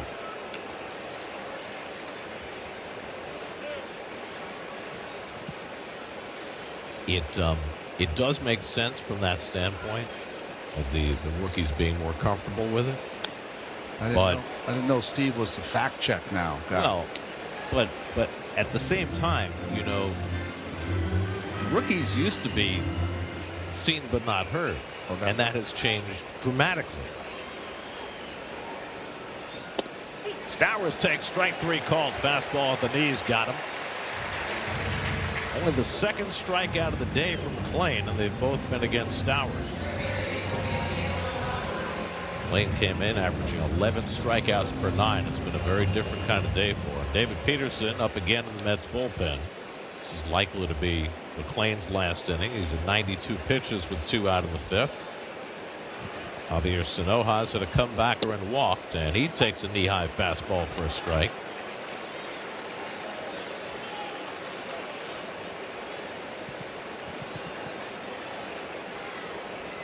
And Sinoja flies one out to left, and Soto over in the gap. Side retired. So McLean with a 1-2-3-5. We're halfway through. Mets up 5-1. Home 5th inning. Bo Bichette leads off against the lefty Cade Gibson. And Bichette takes a fastball for a strike. Bo is lined out to left and flied to right. 1 for 9 in this series. Soto and Young to follow. Cade Gibson, the 4th pitcher used by the Marlins, who are working a bullpen day today. And so far, each of the 3 who have preceded him have been touched up for runs. John King gave up 2 in an inning and 2/3. Anthony Bender gave up 1 in his inning and a 1/3. Calvin Fauché touched for 2 in 2/3 of an inning. Gibson hoping to fare better after striking out Bench to end the 4th. Bichette hits one toward the middle of the diamond. Lopez flashing to his left. Makes a nice play for the first out.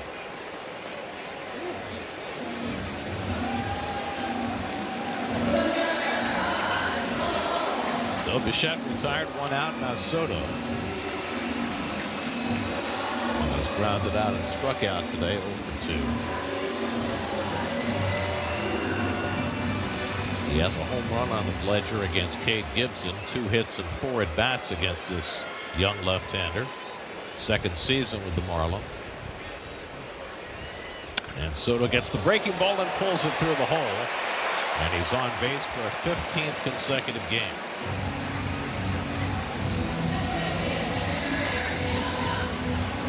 I mean, Juan's, when he has a disastrous game for Juan Soto, is 1 for 3 with a walk. There's a breaking ball. Stays right on that back hip. You can get him to hit the ball on the ground on the breaking ball, but he hits it so hard. 1 out and 1 on. Jared Young takes outside. Young is grounded out and struck out today, 0 for 2. This is only his 3rd at bat this season against the left-handed pitcher.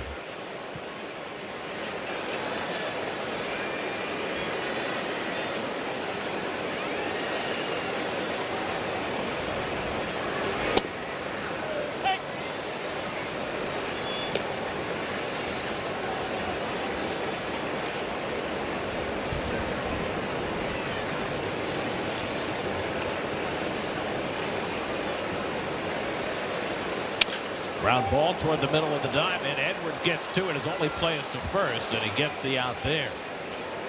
With Lopez also going for the ball, there was nobody to cover second base. And Edwards got the only out he could.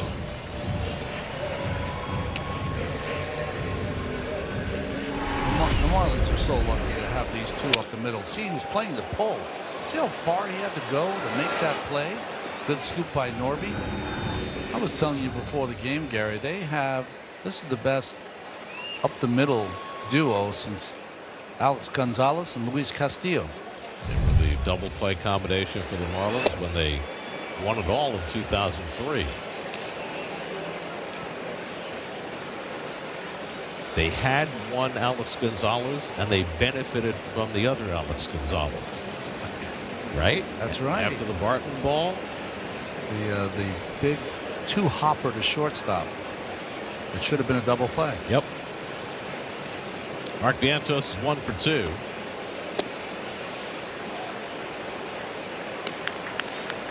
That whole run in 2003 for the Marlins was remarkable. Yeah.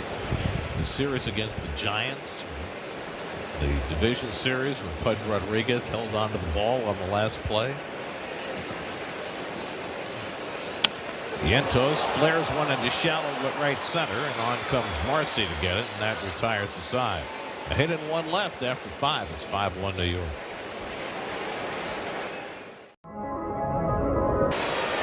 Well, good thing Heath's not here. He'd be cowering at the sight of cotton candy. How come we've never, you and I, brought cotton candy during a game and just ate it while the inning goes on? Because we have to keep score, and your hands get sticky. That's right.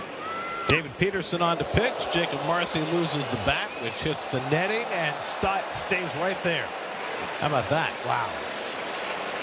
Who's going to climb up and get it? Not Charlotte's, but Citi Field's Webb. Some pig. Yeah, get a little of that spray. A little stickiness might help out. I mean, might avoid that. How many times will we see that bat and we would cringe because we knew it was going into the stands and hoping it didn't hit anybody, and now it just sticks on the netting. Think it'll still be there when we get back from the road trip? Exactly. Guys throwing baseballs at it to try and get it down. It's going to go on somebody's head. It's really enmeshed. A fish on a hook.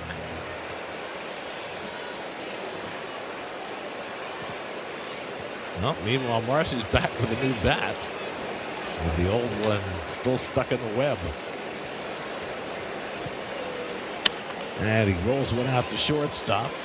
Bichette had trouble with it and loses the play. Bichette fielded it cleanly, but on the transfer made the bobble. That's part of the problem with playing one-handed.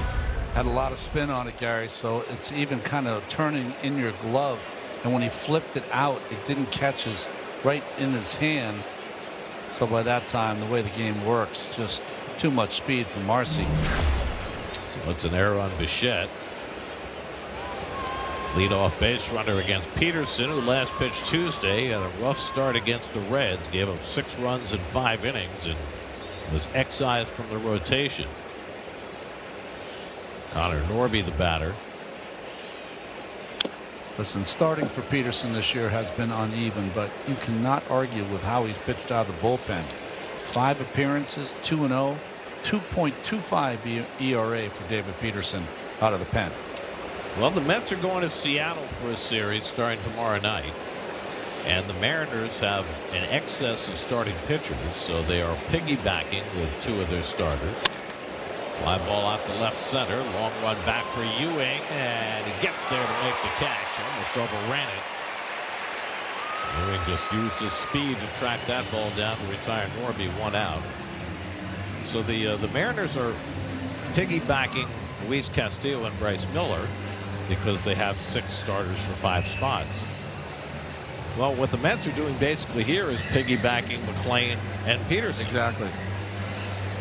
Roberto Hernandez will bat for Owen Casey to give him a right-hand batter against Peterson. Hernandez, last we saw him, was hitting the walk-off grand slam against Devin Williams a week ago today. Well, it's going to be interesting when Peterson in the bullpen now. You have what, 4 lefties in the bullpen for the Mets, and it's going to be important because those 3 lefties against Seattle. I think we showed earlier in the game there. OPS is in the 609, maybe 607 against left-handed pitching. So those 3 are going to get a lot of work. Well, this was last Sunday, scoreless game, bottom of the 9th, and Hernandez lost one. Would have won the game if it hadn't cleared the fence, but it cleared it for a walk-off grand slam. Hernandez has been on the bench for the first 2 games of this series, but getting the call here against Peterson, against whom he is 2 for 2 in his career. Marcy at first with 1 out.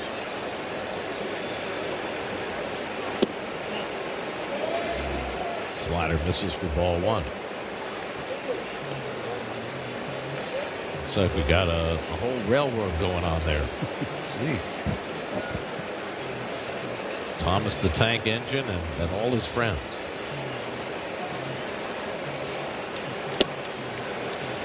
Sinker by Peterson, a ball and a strike. Nolan McClain threw 94 pitches over 5 innings. A weird outing for him. He only gave up 2 hits. He only struck out 2. He walked 5 and hit a batter, but the results, only 1 run. And a 5-1 lead, handing it to Peterson. Hernandez takes the changeup down. It's 2-1.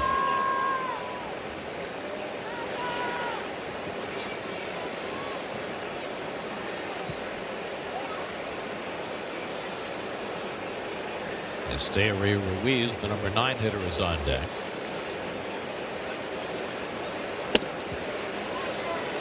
So a lot of that was last start, that arm side miss. And up too, because you know Peterson, when he's at his best, is down in the strike zone with the majority of his pitches. Now behind on the count, 3-1. And Hernandez swings over the slider, and it's 3-2. Good pitch behind in the count by David Peterson. Sometimes I feel as though he can get a strike with his slider better than with his fastball. Marcy at first with 1 out, a 3-2 count to Hernandez. He also can get a ground ball with that slider. That's one thing that has not changed. He has continued to have a very high ground ball rate, even as he has struggled. Fly ball here out to right, should be easy for Bench. And Hernandez retired 2 out. And the bat remains. That is funny. The bat of Damocles.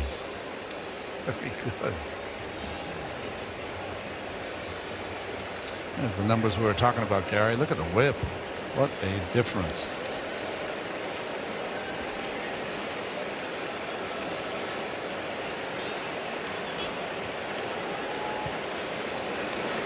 Here's Ruiz, who's walked and grounded out 0 for 1. And he takes that sinker that just misses for ball 1.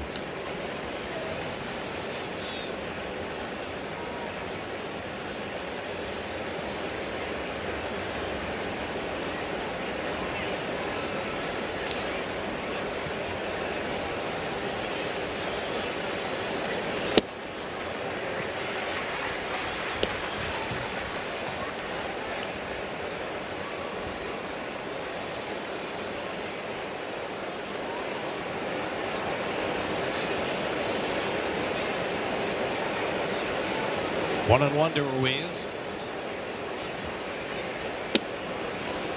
This is up and away with that fastball, and it's 2-1. Last year, David Peterson had a magnificent first half. Went to the All-Star game.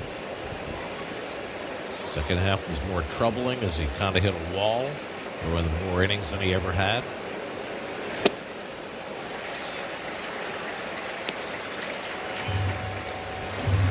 You're talking about, Gary, that slider behind in the count, perfectly placed.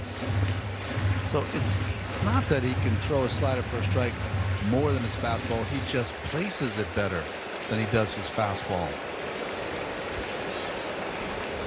Marcy at first after the leadoff error. 2-2 to Ruiz. Bounces that slider, and it's 3-2.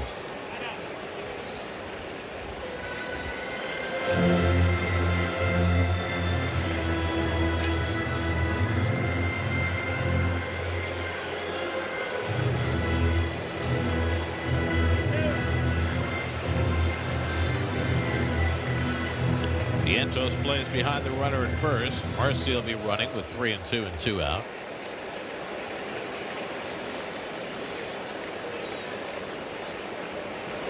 And Ruiz draws the walk. So the second time that the Mets have walked the number 9 hitter. That's 6 walks given up by Met pitchers today. And now 2 men on for Xavier Edwards.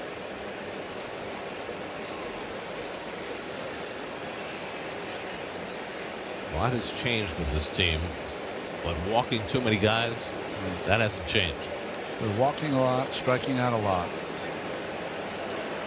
Edwards is 0 for 2 in a walk today. 2 on and 2 out.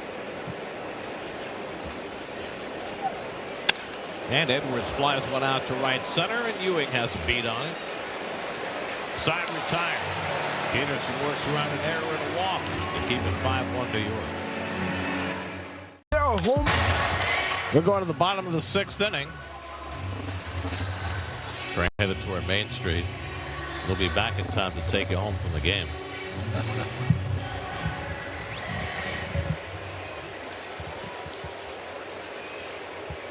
'25-year-old Josh White makes his major league debut on the mound for the Marlins, and his first pitch is in for a strike to A.J. Ewing. Well, out of Berkeley, drafted by the Marlins. Throws it straight over the top. Known to have electric stuff. Doesn't always find the strike zone. Ewing has struck out and walked. He scored a run today. They likely faced each other in the minor leagues last year, or this year.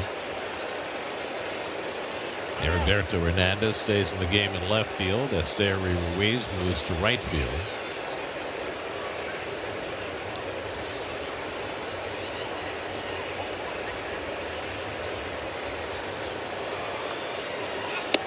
Ewing takes a fastball high, 2 balls and a strike. Brett Beatty on deck, and then Marcus Semien. Mets got a run in the first as Carson Bench hit his first career leadoff home run. 2 in the second on Marcus Semien's 2-run homer, and 2 in the fourth on Luis Torrens's bases loaded single. And that one catches the outside corner, and the Mets are out of challenges. So Ewing can't challenge. It's 2-2.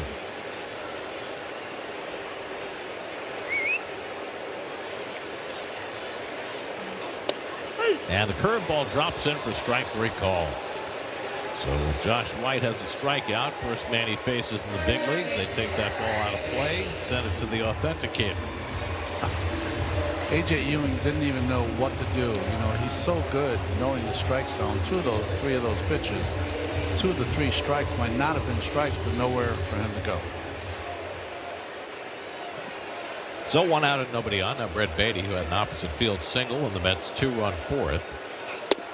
So we found you the Freddie Freeman Award winners. Okay. Freddie is not on the list. So he has actually challenged at least 1 call this year. These are the 5 batters who have had 150 plate appearances and have not challenged any calls. And some of them are having really good years. Bryce Terang, right? Having a great year. Great year. Shea Langoliers, having a great year. Yandy Diaz, having a great year. Brandon Marsh, having a nice year with the Phillies. TJ Friedel, not such a nice year with the Reds, but it's a pretty impressive list. I'm thinking that Langoliers just saves it for his catching than when he's hitting. Well, as a catcher, he knows that it's harder to tell as a hitter. And indeed, the numbers bear that out. Catchers have been successful almost 60% of their challenges this year. Batters just a shade under 50%. Pitchers, better not to talk about that. Right around 40%. 2-2 to Beatty. And Brett skies one along the left field line. Coming over is Hernandez, and he gets there. 2 out. On the sports night tonight, 11 o'clock. You'll want to tune in. Looking ahead to the Knicks and the Spurs. So there are 10 starting players between the Knicks and the Spurs. Yes. 5 of them are from the Big East. The 3 Villanova guys for the Knicks. Julian Champagny from St. John's for the Spurs.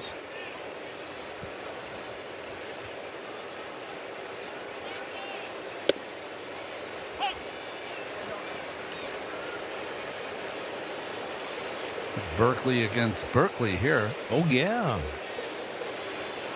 White and Simeon.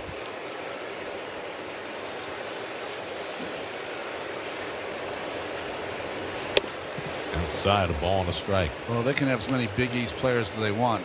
Further east in France, Victor Wembanyama is from. That's who's going to decide.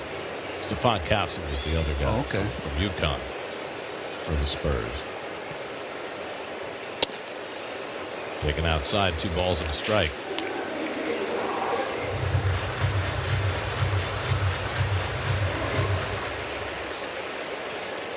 And of course, Knicks also have Tyler Kolek from Marquette. 2-1 coming. And that's below the knees. 3 balls and a strike to Simeon with the 2-run homer in the 2nd inning to stretch the Mets lead to 3-0. Drew a walk in front of Terenz's big hit in the 4th. Simeon's had a good series. 4 hits and 9 at bats. And he takes another walk, so he's on base for the 3rd time today. So this will be the first NBA series I've watched in a long time, because I'm not a New Yorker, although I've lived here most of my life. I ball up and in. But anytime a New York team is in play, I'm in play. Excited. Want another championship brought to this town. Did you watch when the Nets were in the finals? I did not. Call strike to Terence. Do you know any Nets fans? Other than Evan Roberts? Evan Roberts on the the only guy I know. We were all Nets fans when Dr. J was playing. Well, that was a whole different deal. When Rick Barry played for them, I was a huge Nets fan. That was, you know, back when they were playing on the island, at the Island Garden. And Rick Barry was taking his free throws underhanded. 90%. How come nobody ever copied it? I don't know that. I mean, Wilt Chamberlain tried for a while, but I mean, Chris Dudley, your Yale guy, he should have shot him underhand. 100%. 0-2 to Terence. Outside 1-2. Was he like a 28% free throw shooter? I mean, how could he do any worse? Brain's just too big. It just might. thinking about too many You know things. why guys don't do it?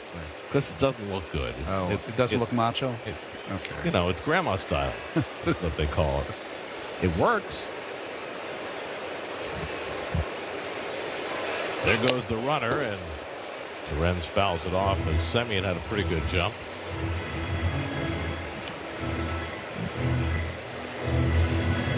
Luis Torrens came up with the bases loaded and 2 out of the 4th.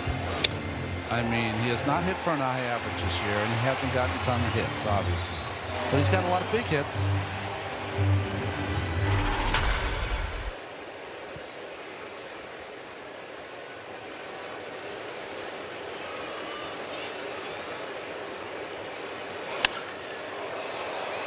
I undersold your fellow Bulldog.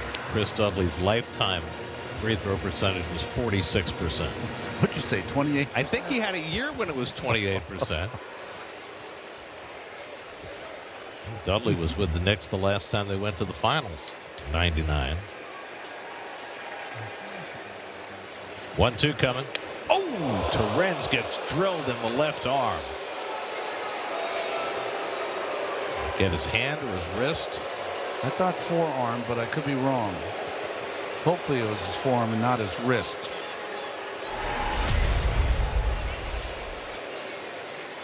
No, right off the. He's got a protective hand pad there, but still.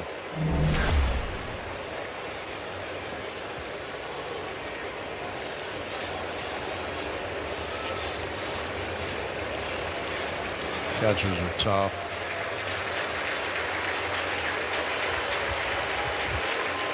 Torrens will stick around. And the Mets have 2 men on for Carson Bench. Even at this level, the player gets hit there and they'll be writhing in pain. And catcher who's caught 6 innings goes down to first. Well, we saw this in the 4th inning when Calvin Fauché came in. He got the first 2 hitters out that couldn't close the deal. Same thing with White. Got the first 2 men out, but the 8 and 9 hitters have reached base. Semien and Torrens at the bottom of the order have reached base 5 times out of 6. And Carson Bench trying to cash in with 2 out and 2 on. And Bench fouls back the first pitch splitter, 0-1. Bench in a home run over the center field fence for his first career leadoff home run. 30 at a scorching line drive that Connor Norby made a nice diving stop on. Struck out against the left-hander Gibson in the 4th. Now facing Josh White in his first big league game. White misses inside with a slider, a ball and a strike. Another guy who might have gone head-to-head last year in Double-A, Bench and White.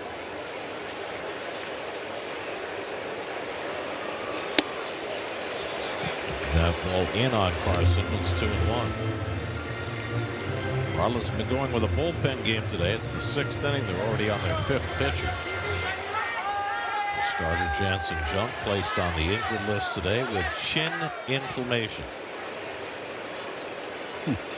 Which, you know, everything gets shortened these days. It should just be shinflammation.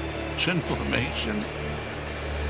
I think that if you have inflammation in the shin and you've used a lot of relievers in the last couple of days, you got to have a better injury. That's ball 4. It's a Bench draws a walk to load him up for Bichette. So 2 walks, bracketing a hit batsman, and White has himself some trouble to deal with in his first big league inning.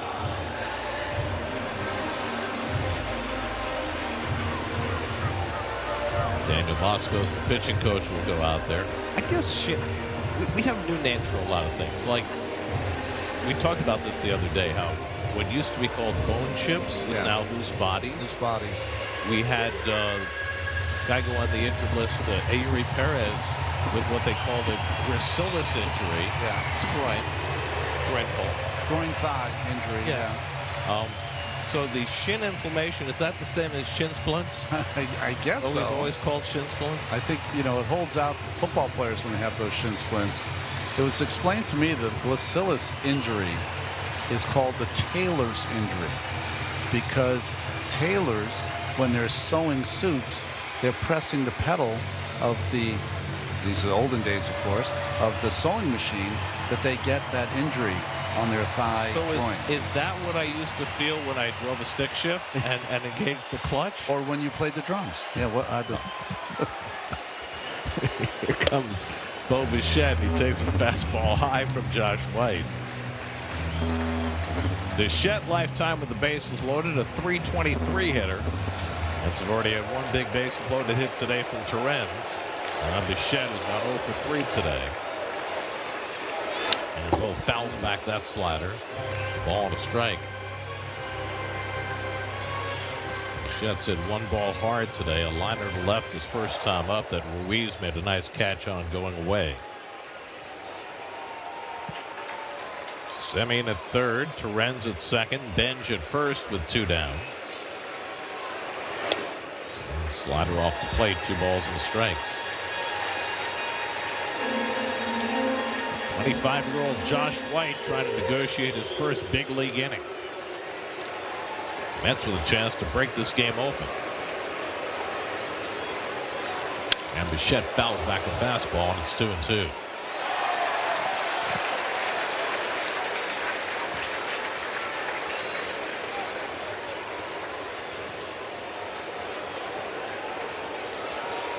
Wow. Souvenir. It's a good one. 2-2 coming. And Bichette able to fight off that high inside fastball.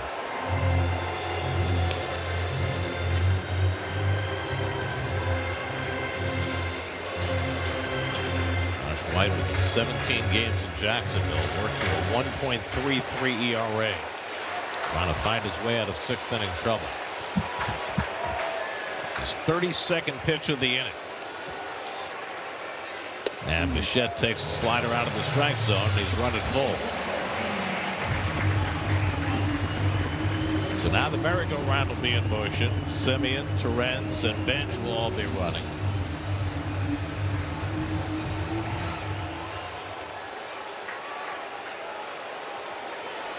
(3-2) to Bichette. And he fouled it back. Another high inside fastball. Mets have not hit a grand slam through their first 58 games this year.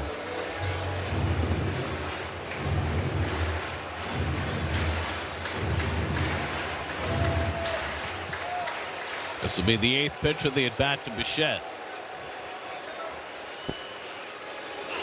And he walked him to force in a run. 3rd walk of the inning for Josh White. Semien comes in to score to make it 6-1.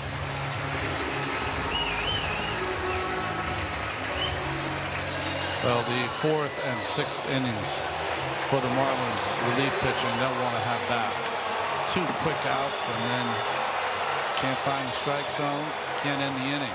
White jumped. Great Soto's up. Just jumped out of the frying pan and into the fire. 34 pitches deep in this inning, and now has to face Soto with the bases loaded. Juan ready to pounce. And takes a slider high for ball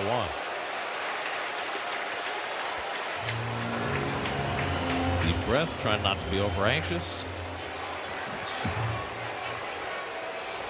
But you know he's licking his chops. Yes.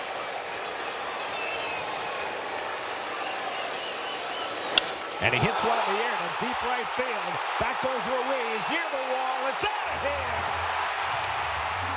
Juan Soto with his 3rd career grand slam. The Mets' first grand slam of the year. 10-1 New York.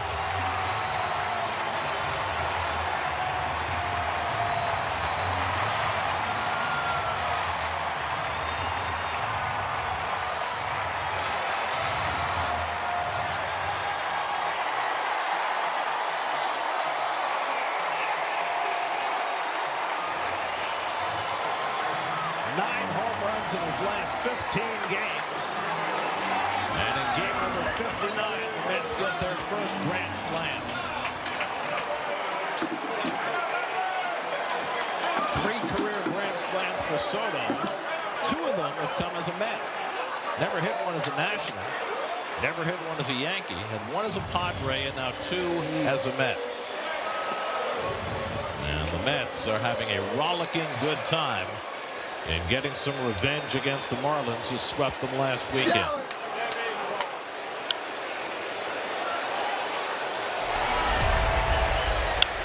Well, quite simply, one of the finest hitters, if not the finest, left-handed hitter I've seen on an everyday basis. High, maybe cutter, slider, didn't matter. Long home run and grand slam. What a difference a week makes. 2 runs in 3 games in Miami last weekend. 25 runs in 3 games this weekend in New York. 2-2 to Jared Young. All of this with 2 out and nobody on. Knew right away. Little bat flip. You can join the other bat on the net, maybe.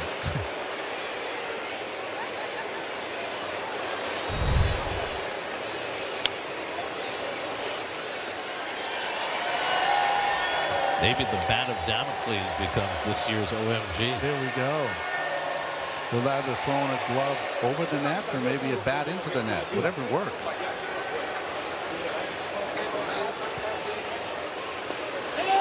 And Young stopped the swing. It's 3-2.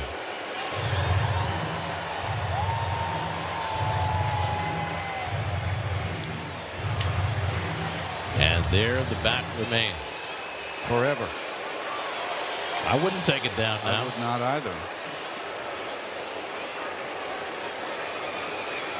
3-2 to Young. And he walked him. The 4th walk of the inning for Josh White. And they're going to have to take him out of the game. He's thrown 43 pitches in this inning in his major league debut. He's given up 5 runs. And now Clayton McCullough will have to remove him and bring in another pitcher.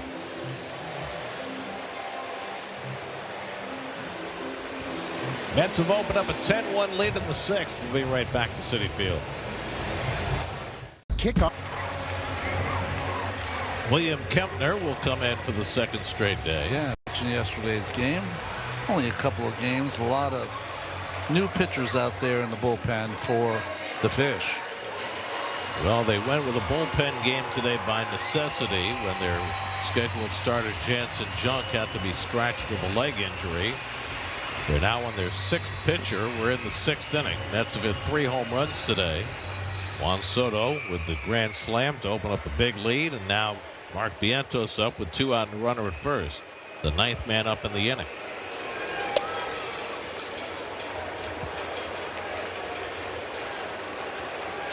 Of the 6 pitchers, only 1 so far has gotten away unscathed. That was Cade Gibson. He went inning the 3rd, no runs, 1 hit. The other 4 have all been torched. 2-0 to Vientos. Kempner pitched a 1-2-3 8th inning yesterday in his 2nd major league appearance.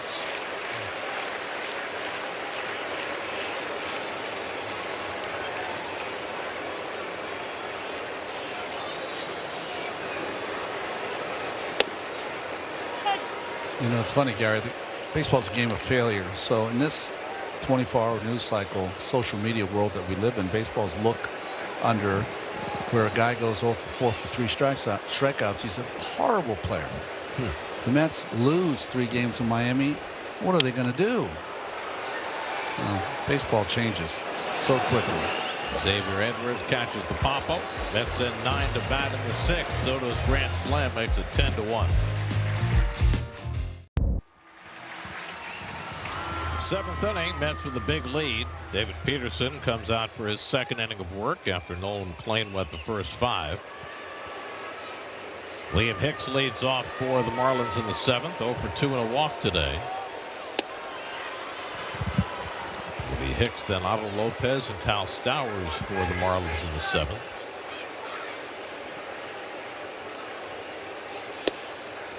Mets are going to Seattle for a series starting tomorrow night. The Mariners are missing two incredibly important pieces in their lineup right now. Cal Raleigh is out with an oblique injury. Now, he wasn't hitting much before he went down, but he did hit 60 home runs last year, so it's a big loss for Seattle. And their big acquisition in the offseason was Brendan Donovan, who's barely played for Seattle. Began the year on the injured list, came back, got hurt again, and he's out as well.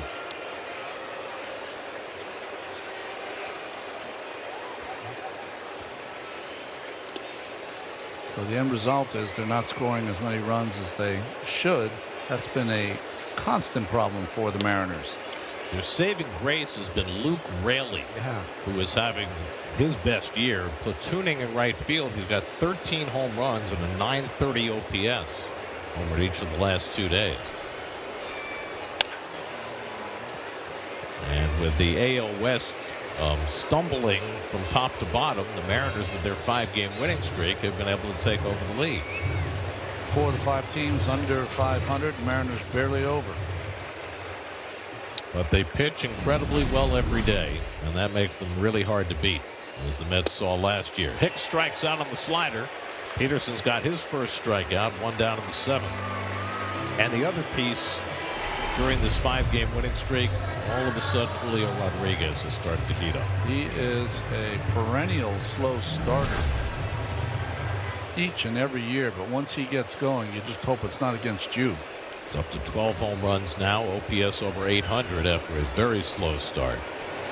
So he will certainly be somebody to contend with. You see the home run he hit the other night, that line drive? It's one of the lowest trajectory home runs I've ever seen.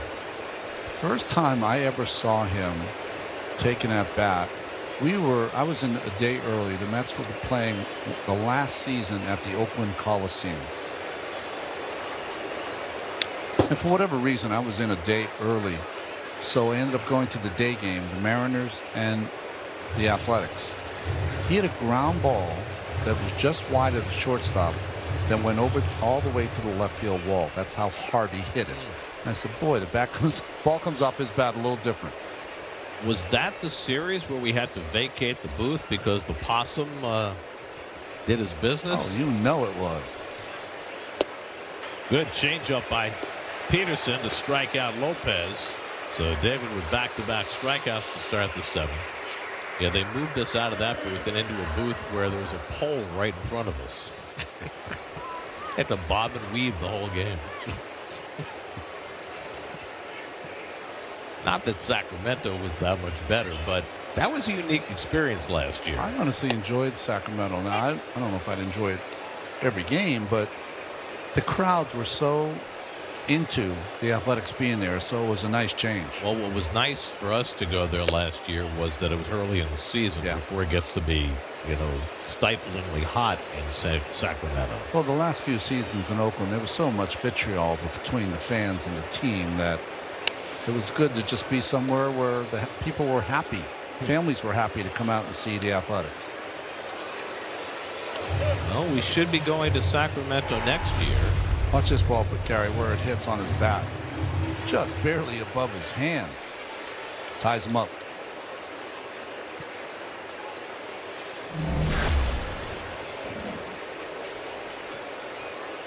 Stowers 0 for 3 today in a 3-hit game Friday night.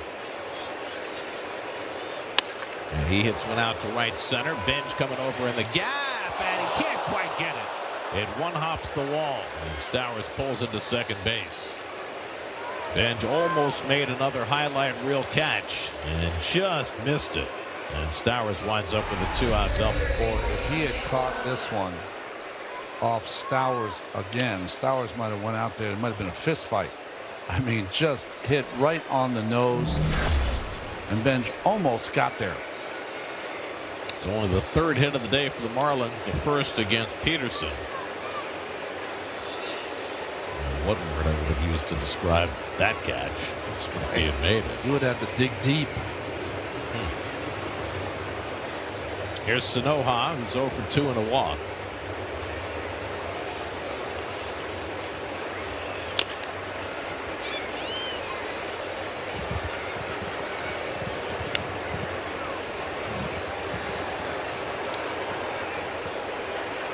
First final of the day. The Orioles beat the Blue Jays again today 9-5. After their 5-run bottom of the ninth comeback yesterday, capped by a Pete Alonso walk-off hit. Grounded toward third, behind the bag, fair ball. Beatty with the one-hop throw, right on target to get Sanoha. Beautiful play by Beatty. And that retires the side. 7th inning stretch time, 10-1 New York. Well, it's been a very pleasant weekend for Mets fans. They got to celebrate Bobby Valentine and Lee Mazzilli yesterday, and hoping to celebrate a sweep this weekend against the Marlins, a homestand that began with 2 rather desultory losses against the Cincinnati Reds. Looks like it's finishing in high fashion. We'd like to see it before going out to the West Coast and make for a happy flight, Jerry. That's 5th road trip of the year. Will be their 4th trip to the West Coast, to Seattle and San Diego, starting tomorrow night. Hi, guys. Nice. Baby's first game.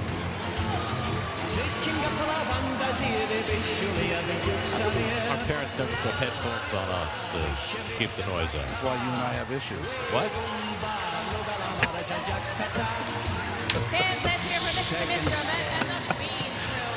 For more on the Mariners coming up tomorrow night, let's check in with Steve. Well, guys, as you said, it's looking like it's going to be a happy flight. And better news is that the offense has looked a lot better lately because, as you mentioned, they are going into a bit of a buzzsaw with this Mariners pitching staff. And we all know the household names, Wu, Gilbert, Kirby. But actually their best pitcher the Mets will see tomorrow, at least this season so far, has been Emerson Hancock. Emerson Hancock, the 6th overall pick back in 2020, who first few years in the bigs, up and down, hadn't really figured it out. Actually, last year got moved to the bullpen, but made some adjustments this offseason and has really taken off with a breakout season this year. And speaking of Emerson's, bet that wasn't a line you expected me to utter. You mentioned Brendan Donovan out right now. That means that the Mariners have brought up one of their top prospects, Colt Emerson, who will be playing a lot of third base for them in his first dozen games in the big leagues. 6 extra base hits, including his 2nd home run yesterday. Emerson Hancock, who pitches tomorrow night against the Mets, today is celebrating his 27th birthday. University of Georgia product. Then the Mets face Logan Gilbert, who had a great game against the Mets last year here.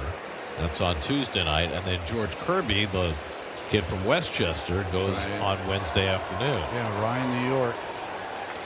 Strike thrower, like Brett Saberhagen was a strike thrower. Kurt Schilling. Ewing down on strikes, so Kemper has his first strikeout. 1 down in the home 7th.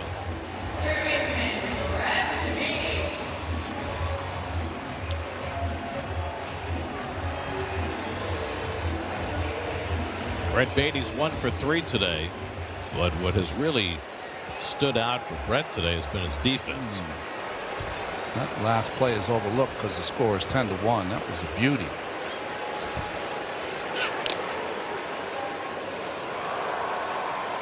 You know, when the year began, Brett was being moved all over the place. Played first base, he played right field.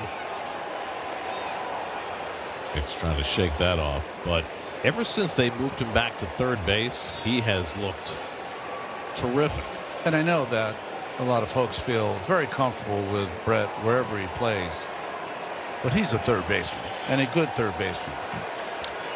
But once Francisco Lindor comes back, he goes back to that utility role, one would suspect. Yes, he does. Mets will start getting some of their troops back maybe as early as this road trip. Jorge Polanco might be back by the time we get to San Diego.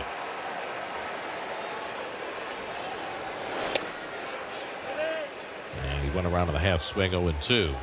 Yeah, when Polanco comes back, that DH spot is gone. Yeah, so that affects Jared Young for sure, and maybe Mark Vientos, because maybe Young gets some reps at first base. But Polanco at first is going to only be able to DH. And eventually, they'd like him to be able to play some first base, but whether that Achilles will allow him to remains to be seen. And with the young outfielders really making a difference defensively Maybe you Catcher's challenging see the ball Beatty call. and Vientos splitting duties at first.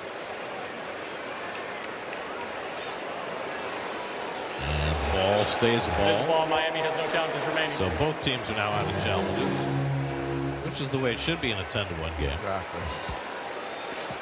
This gives home plate umpire Ryan Wills free to do whatever he wants to do. Now let me ask you a question, because this is interesting. There's strike three call. Beatty gets caught looking at a fastball. So we know that umpires still get rated every game by their ball strike calls. But do you think in some portion of their brain, once the teams are out of challenges in a lopsided game, they would call more strikes? I would say no. I think because they get the report cards, they are locked into a position of calling.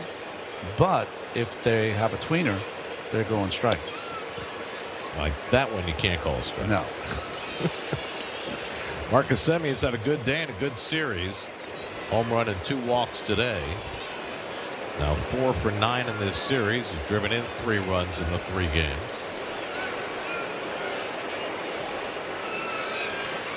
So Marcus is trying to hold on to a very slim lead that he has.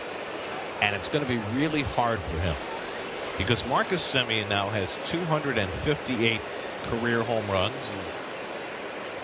Juan Soto has 257. So as far as being the guy on this team with the most home runs, I would think it's going to be hard for him to hang on to that. Well, let me just say, if he does hold on to that, book the postseason. Yeah, that's a good point.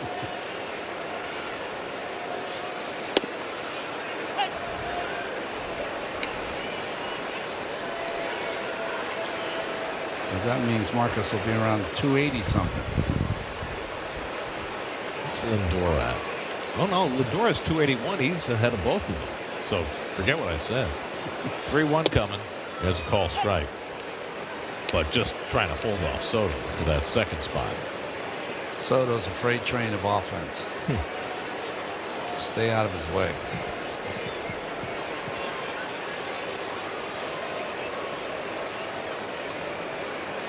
Semien cracks one into left field, and he's on base for the 4th time today. Really good signs for Marcus Semien this weekend. Now 5 for 10 in this series. 3/4 delivery from William Kempner, and Semien stays right in there.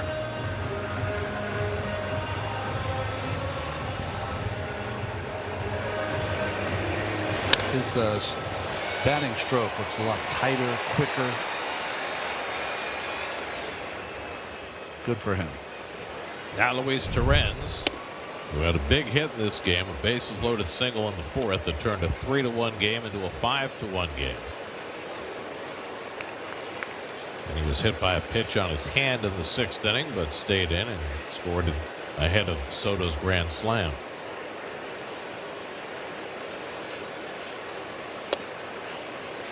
White flag is up from the Marlins. The first baseman Norby playing behind the runner at first.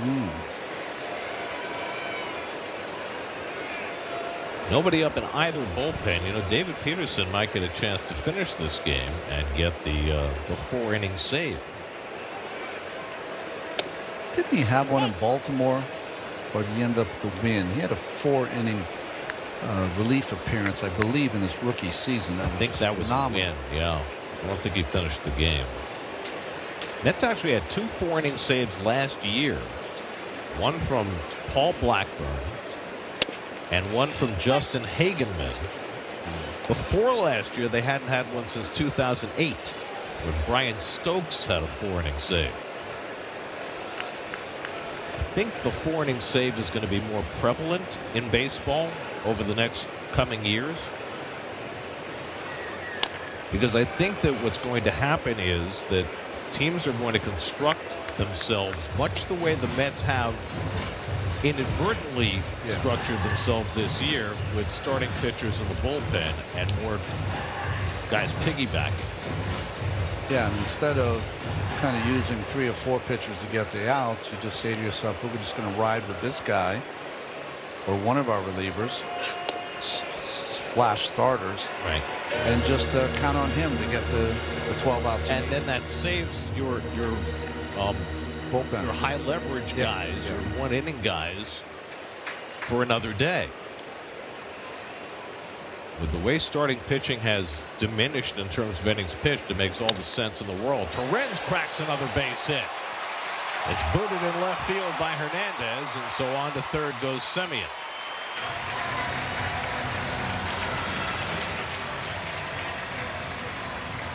So Torrens has his second hit of the day. The error by Hernandez moves Semien to third. Boy, the Mets have had these innings where they make 2 quick outs, and the next thing you know, they got a rally going on. Semien with a base hit, and a similar one from Torrens, kind of one-handed by Hernandez. Wasn't looking it into the glove, so it cost him an error. 9 of the Mets' 10 runs today have come with 2 out. It was Carson Bench who delivered the first run on the third pitch thrown by John King as the opener today. Sarah Langs has a great note about the Mets and leadoff home runs this year. The Mets are the 3rd team in history to have 4 different players hit leadoff home runs in the same season. Lindor, Soto, Bichette, and now Bench. The 07 Tampa Bay Rays had Rocco Baldelli, Carl Crawford, Elijah Dukes, and B.J. Upton. And the Yankees last year had Paul Goldschmidt, Trent Grisham, Austin Wells, and Ben Rice. Bench goes down swinging on the fastball, and the inning's over. Mets strand a couple in the 7th, still 10-1. Live on the way, I've got to say it's awfully fun to watch Juan Soto when he's locked in. And he has been. A lot of things to like about this game, including some Nolan McLean battling. All right, we'll see you guys coming up on our post-game show, Kara. All right, gentlemen, David Peterson starts his 3rd inning of relief. Jacob Marcy will lead off for the Marlins in the 8th inning. Carlos Mendoza gets a couple of regulars off his feet. Vidal Brujan comes in to play shortstop, giving Bichette the rest of the day off, and MJ Melendez comes in to replace Juan Soto in left field. Marcy's reached on a walk and an error today, 0 for 2. Connor Norby and Heriberto Hernandez to follow in the 8th inning. Mets 10 runs and 9 hits. The Marlins 1 run and 3 hits. Nolan McLean walked 5 in 5 innings, but was able to work around traffic and allowed just 1 run. Peterson came on to start the 6th, and he's given up just 1 hit in relief.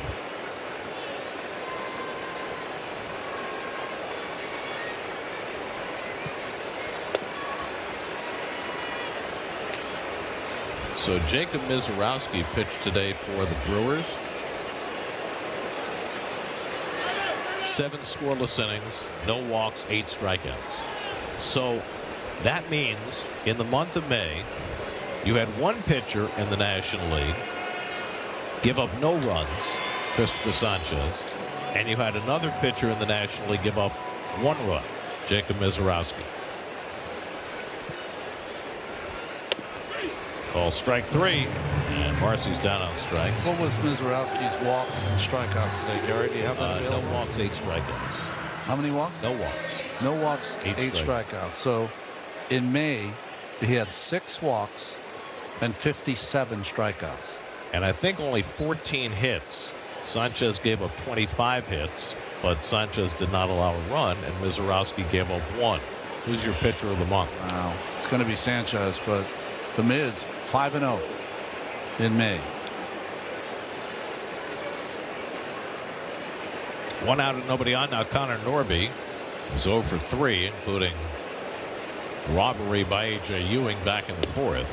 And he takes it back to a slider for a strike, 0-1.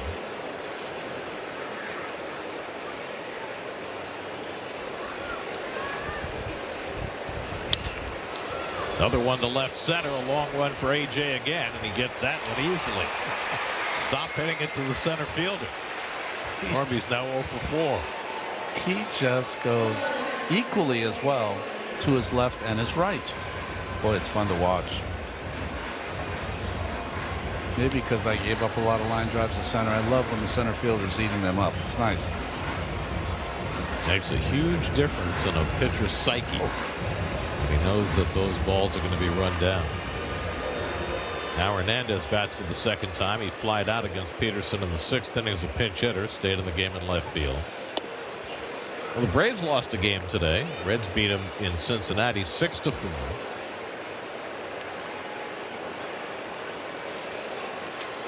Big story in that one, Gary, is that Ellie De La Cruz left the game with an apparent leg injury for the Cincinnati Reds.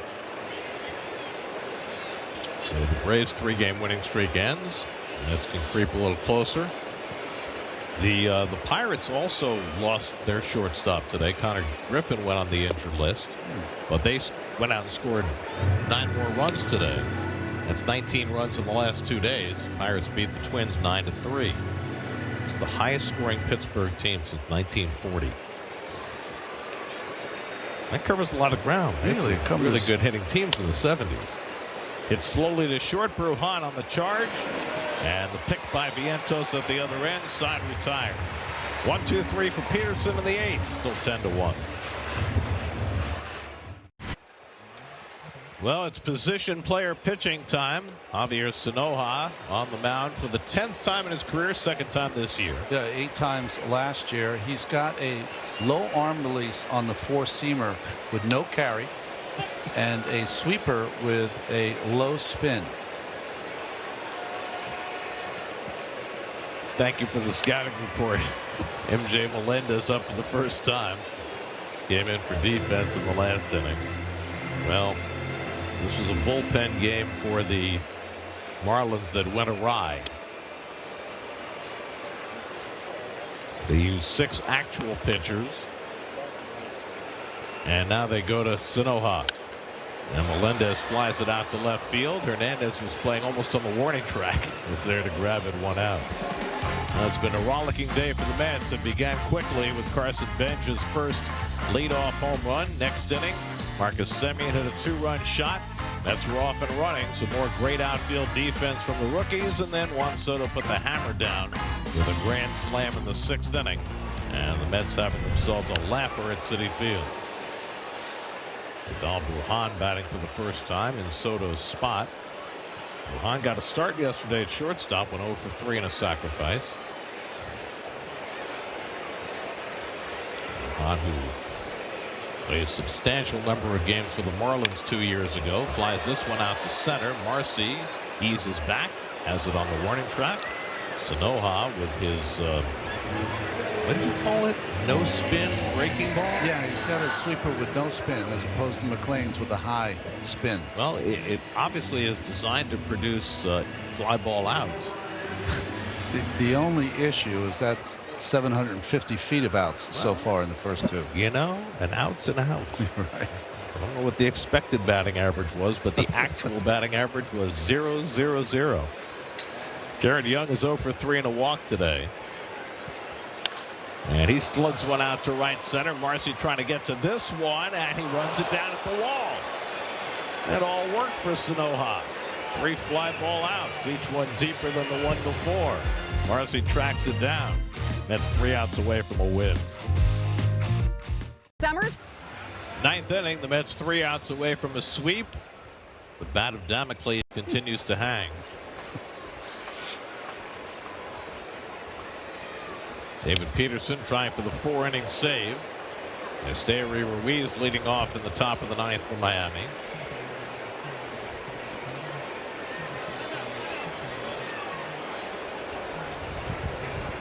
Nolan McLean went the first 5, allowed a run on 2 hits, 5 walks, and he's in line for his 3rd win.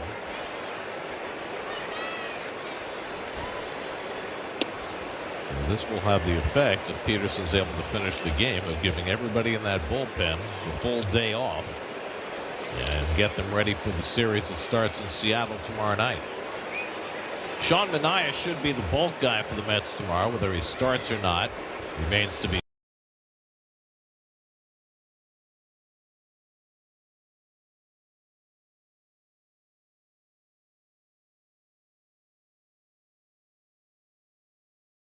not.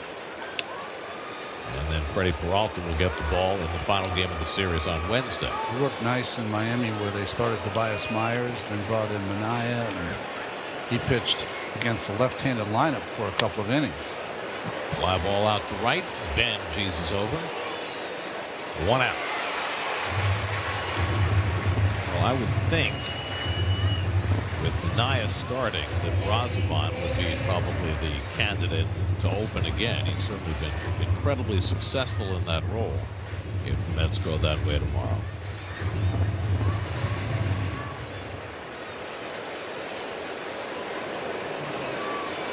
One out and nobody on. Here's Xavier Edwards, is 0 for 3 and a walk today. Mets have done a remarkable job in this series holding down the Marlins' best hitters. Edwards has gone 3 for 10. Hicks has gone 4 for 11, but most importantly, Lopez has gone 0 for 11. Grounded to short. Brujan has got it, and that's the second out. Rowdy game-changing drive. Soto, first Mets grand slam of the season, third grand slam of his career, 9th home run in his last 15 games. And now the Marlins down to their final out, with Liam Hicks coming up. Hicks is 0 for 3 and a walk today. Peterson's gone 3 2/3 in relief, giving up a walk and a double. Struck out 3. And Hicks hits one toward third, snagged out of the air by Beatty, and that's how this one ends. The Mets return the favor to the Marlins after getting swept in Miami last weekend. They sweep the Marlins and win their 4th straight, matching their longest winning streak of the year, as the Mets bombard the Marlins 10-1. Well, on the pitching side, McLean got through 5 innings. Outstanding job by David Peterson, and just so much offense. Started with Carson Bench with the leadoff home run, his first off a lefty, his first leadoff home run. Marcus Semien with a home run. Of course, the big dagger was Juan Soto. The sword of Damocles, or the bat of Damocles, represents your wealth, power, and status. And you might have anxiety for that, but not now after sweeping the Marlins. The question is, will the bat of Damocles still be hanging there when the Mets come home? Got it. Gotta be, right? Yes. Do not touch that bat. Today's win is brought to you by Moomoo. Download the app for access to exclusive Mets perks and smarter trading. Moomoo Financial Inc. Member FINRA SIPC. Game summary: Peterson gets the 4-inning save. Soto hits the grand slam, first Mets grand slam of the year. Bench hits the leadoff home run, first of his career, and the Mets get within 7 games of 500 as they match their longest winning streak of the year at 4 in a row. The Amazing Mets Foundation is proud to contribute $2,500 to Northwell Health and the Cass Institute for Women's Health for every Mets win. For more information, visit northwell.edu/cats. The total contribution so far this season is $65,000. New York Mets baseball on SNY is brought to you by your Tri-State Chevy dealers. Visit ChevyOffers.com. By State Farm, like a good neighbor, State Farm is there. By Catholic Health, long live you and long live Long Island. And by your local Honda dealers, contact your local Honda dealer today. Final score this afternoon, the Mets 10, the Marlins 1. Now it's off to Seattle. Mets and Mariners tomorrow night at T-Mobile Park. 9:40 first pitch. Coverage begins at 9 o'clock tomorrow night. Get a nap right here on SNY. Now for Ron Darling, Steve Gelbs, and our entire SNY crew, I'm Gary Cohen at Citi Field. After this break, it's Mercedes-Benz post-game live with Gary Apple and Todd Zeal. Joe. Carlos, just what did you see from Nolan today? He had to battle, you know. Again, the command of his pitches, whether it's the sinker. I thought the cutter was a pitch that he used to get back in counts against lefties, but just like some of those sweepers, just missing arm side. He was able to battle, make pitches when needed, especially with traffic, and got us through 5. But